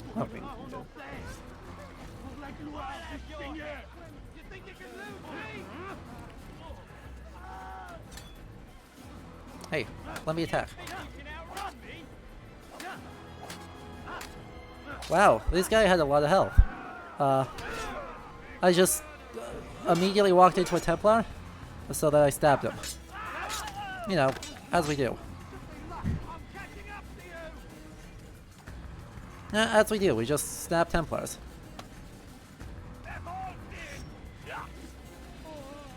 And these guys, I mean, what's weird is that, like, those Templars that are around here are... Oh. I know I can't access that memory, I'm not trying to access that one. Seriously?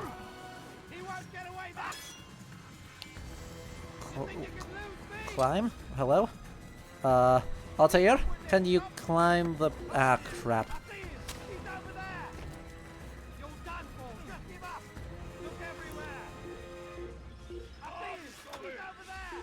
Synchronize. Nailed it. Sorry, things got very stressful very quickly. But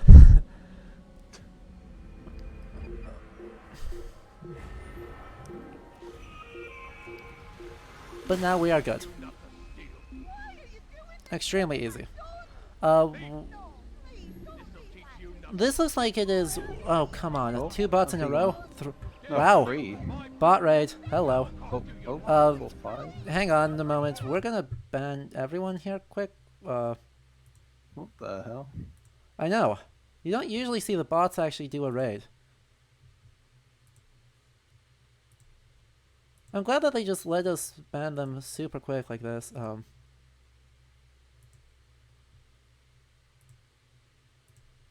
Weird.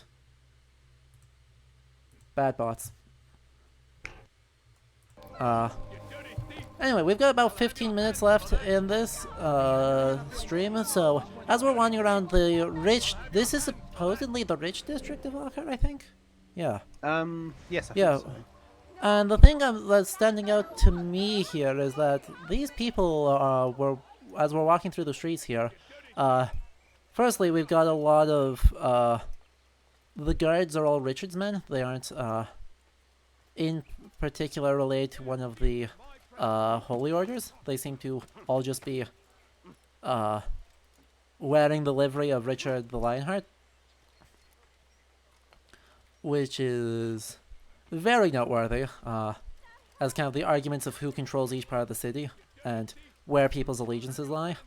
And I mean, William de Montfort and Conrad were part of the Richard's court. They were not Templars. They were not part of any religious order. So, fair play on that. But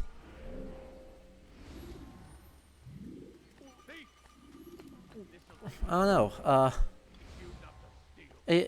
Well, the architecture has gotten fancier and more gothic.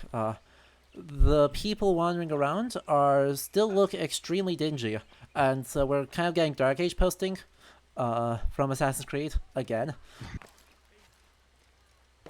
As Acre is still really washed out, a lot of really dark stone. With the most color being ourselves, and then Richard the Lionheart's soldiers.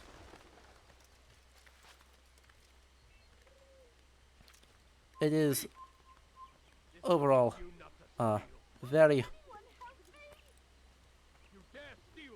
weird. So this definitely makes some kind of argument, especially compared to the rich district of Jerusalem where we just were.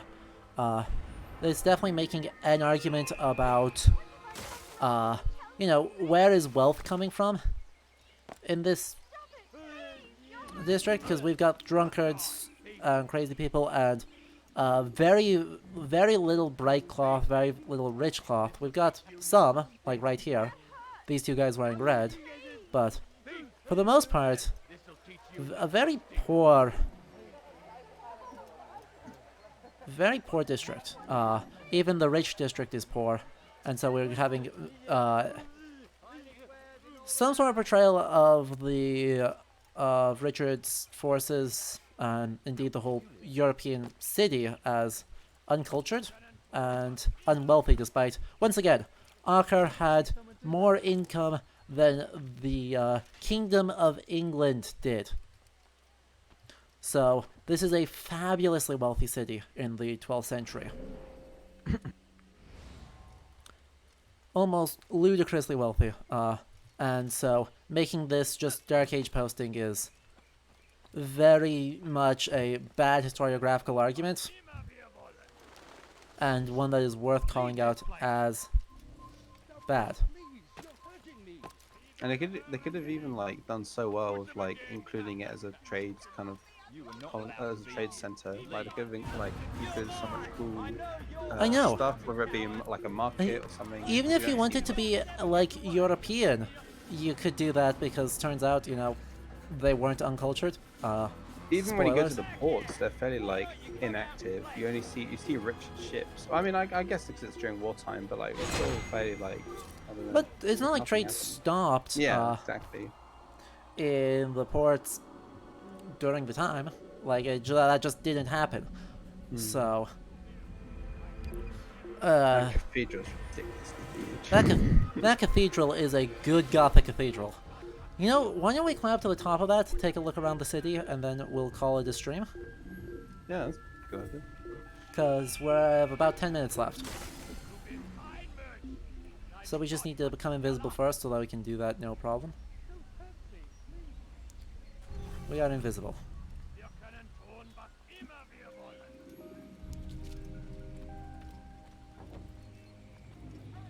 Let's see, what is up here?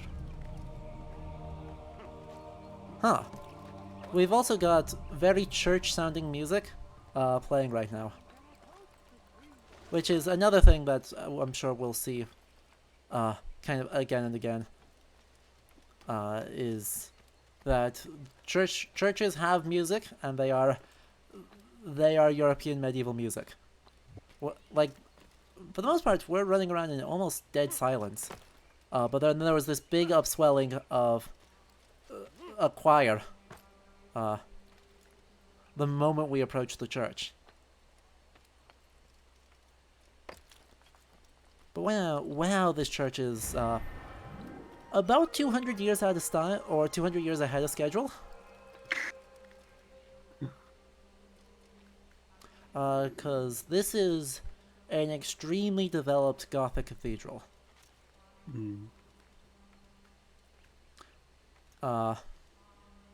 You don't really see that, you know.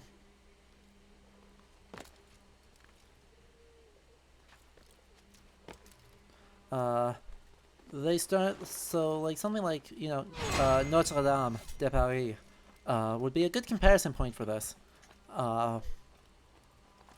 Actually, would be a really good comparison point for this. I think, well, actually, I think the cathedral they specifically based this one off was one in France. I'm just trying to remember which one. I think it was. Wait. I had it written down somewhere. Leave, peasant, before I make you.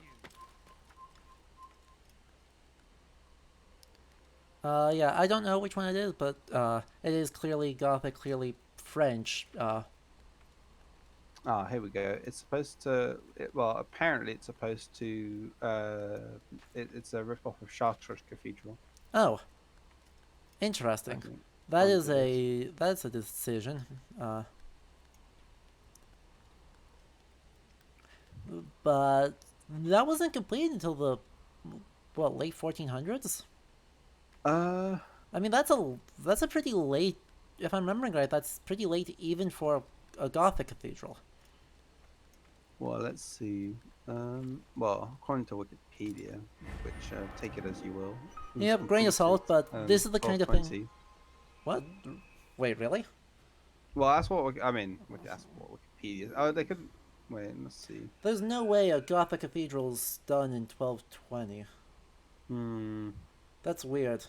Yeah, well, it says here. It says 1194, groundbreaking. Interesting. Maybe. I'm not sure that. Okay. But there's like sections on construction in the 18th and the 16th to 18th centuries. Yeah, so I'm sure it underwent repairs, but maybe maybe this is one of our earliest Gothic ones. I would not know. Yeah, maybe it is. Don't know. That is not as late as I not at all as late as I expected it to be. Which is, fair play to them. They actually got something that exists kind of sort of in the period. Or at least had been started in the period. Yeah. So that's better than I thought they did. I accept inaccuracy on my claims in that point. But well, at the very least, you would not get that in Acre. Indeed. You wouldn't have had really time to build one like this in Acre. Yeah. At all. Because when would you have built it? With it only just being recaptured, like, earlier this year. But it lets us look over the whole city, and, for us ragging on it somewhat, I do like that the city is dense, and there's a reasonably active port, and there's at least signs of it being inhabited, even if there's a lot of gameplay contrivance going on and a lot of way too little color going on, because yeah, there definitely should be more color in this town, but That is okay. But you are right. It does feel like a densely packed city, at least, which is. And at least, like, it's not small, and it is not empty. Two great sins of Dark Age posting in many times. Anyway, thank you so much for joining me. We're going to wrap up the stream here as I stand on top of the world. We are in the highest point in Acre, so this is a good place to end up. And thank you everyone who still is watching for hanging out. Hopefully you've enjoyed this.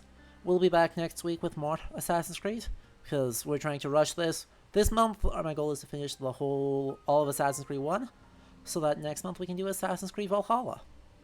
And that'll take a long time. I'll be honest, that'll take a long time. If you enjoyed this, do consider supporting the channel with follows, and subscribe here on Twitch and on YouTube as well, to be notified of when videos go up, and of some eventual YouTube exclusive content. And to everyone who's watching the VOD and otherwise wants to be notified when we go live, next stream will be Wednesday at 7 p.m. Central Time. We'll be playing, I think it's another Vikings game. I don't know. I will let you know on Twitter what game we're going to be playing. How's that? And yeah, I hope you all have a good weekend. And Jeremiah, again, thank you for joining me. No, you're welcome. It was great. Yeah. And yeah, is there anywhere on the internet they can find you? Oh well, I'm always on the OSP Discord and on and on our Discord. Let's see if I actually still have the link copied. I do not.